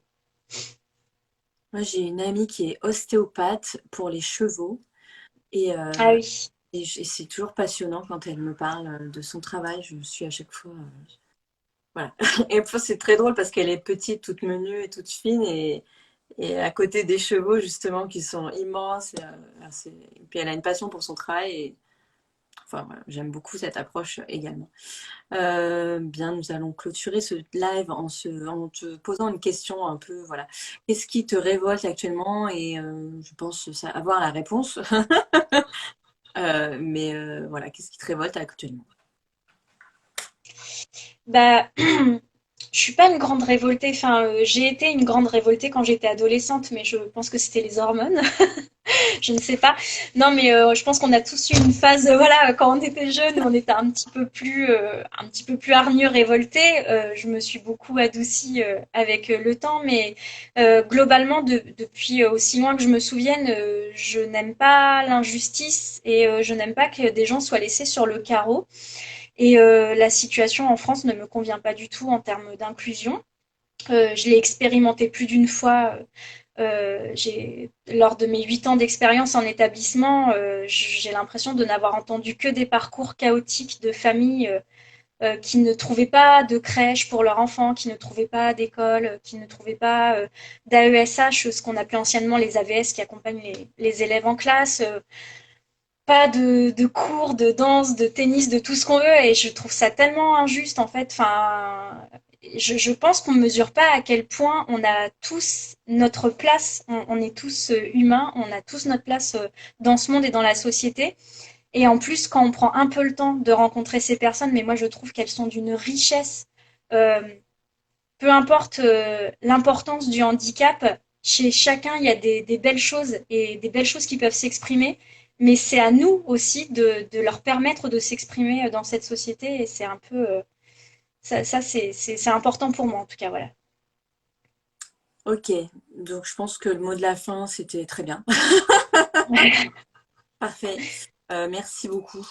Merci pour le partage et la bienveillance et la personne. Voilà, j'ai vraiment apprécié ce live. Est-ce que tu as des choses à ajouter que tu aimerais nous dire, nous faire partager? Je pense que Bah, non, juste vous remercier, bah déjà toi, te remercier de m'avoir sollicité pour ce live qui est une première expérience pour moi. Comme je te l'ai dit, je ne suis pas encore très familière d'Insta. Mais voilà, je suis ravie de l'expérience. Merci de cet échange, d'avoir permis de parler un petit peu de ce métier aussi, qui est quand même pas très très connu, bien que ça soit pas tout nouveau non plus, hein. Ça fait quand même des années que ça se pratique. Donc puis merci aux personnes d'avoir participé. J'espère que ça aurait été intéressant, que j'aurais été pas trop brouillon, j'espère, et que ça a été suffisamment clair, pas du, que ça donne une image un peu plus claire de ce que je propose comme service et de ce que je fais. Ouais. pas du tout, c'était parfait, c'était très intéressant, c'était même au-delà de ce que je pensais apprendre ce soir. Donc du coup, je suis aux anges. Et voilà. Si jamais tu connais des EJE qui bossent en ferme pédagogique ou en jardin d'enfants aussi, J'en recherche pour mes lives. Je n'ai toujours pas trouvé, donc je suis preneuse. Partagez ma page aussi. Voilà, vous verrez le programme en story. Il est prêt jusqu'en juin, mais j'en cherche encore des yeux. Donc voilà. Donc encore Alors moi, c'est un merci. projet à moyen terme, mais moyen ou long terme, je sais pas, mais c'est pas encore le cas malheureusement. Mais c'est vrai que j'en ai pas parlé, mais enfin moi, là, le rêve ultime, ça serait d'ouvrir un lieu un peu type ferme de médiation par l'animal, un lieu un peu ouvert pour tous. C'est un peu, ça me trotte aussi dans la tête. Super. Ouais, ben ça, ce serait top. Bravo, j'adore. Merci, c'est super. Il y a plein de trucs dans le chat, hein. Merci beaucoup, j'ai adoré, très intéressant, une pro passionnée. Bravo, live super intéressant. Merci à toutes les deux, c'était parfait. Au revoir. Alors, n'hésitez pas à partager les lives en story. N'hésitez pas à le faire parce que ça nous aide beaucoup et ça aide beaucoup les étudiants aussi. Voilà, on ne le fait jamais assez. Donc, allez-y, partagez en masse. Voilà. Moi, je vous souhaite à tous une bonne soirée. Merci beaucoup, Ophélie. Merci beaucoup, beaucoup. C'était super Merci chouette. à tous. Je Merci à tous. pas de te recontacter si besoin. Je vais peut-être laisser le mot de la fin à Maë qui est là et qui souhaite ardemment sortir de la pièce. Voilà, quant à moi, je vous fais un gros bisou, une bonne soirée. Je vous love et à bientôt. Voilà Maë. Je veux sortir, aidez-moi. Je veux sortir d'ici. Ouais, tu sors ou pas? Allez, tu dis au revoir à tout le monde. Au revoir Ophélie. Au revoir. Parce que moi, c'est l'heure de manger là. Je me réveille. Vous allez aller vous coucher bientôt. Mais moi, je vais aller manger, faire la fête. Allez, bonne soirée tout le monde. Je vous fais des gros gros bisous. Merci d'avoir participé et à bientôt. Très bientôt parce que ce week-end, il y a un nouveau teaser pour un invité EGE Mystère. La semaine prochaine, vous verrez. Soyez à l'heure, soyez au rendez-vous. Je vous fais des gros bisous. Bye bye. Allez, salut les amis.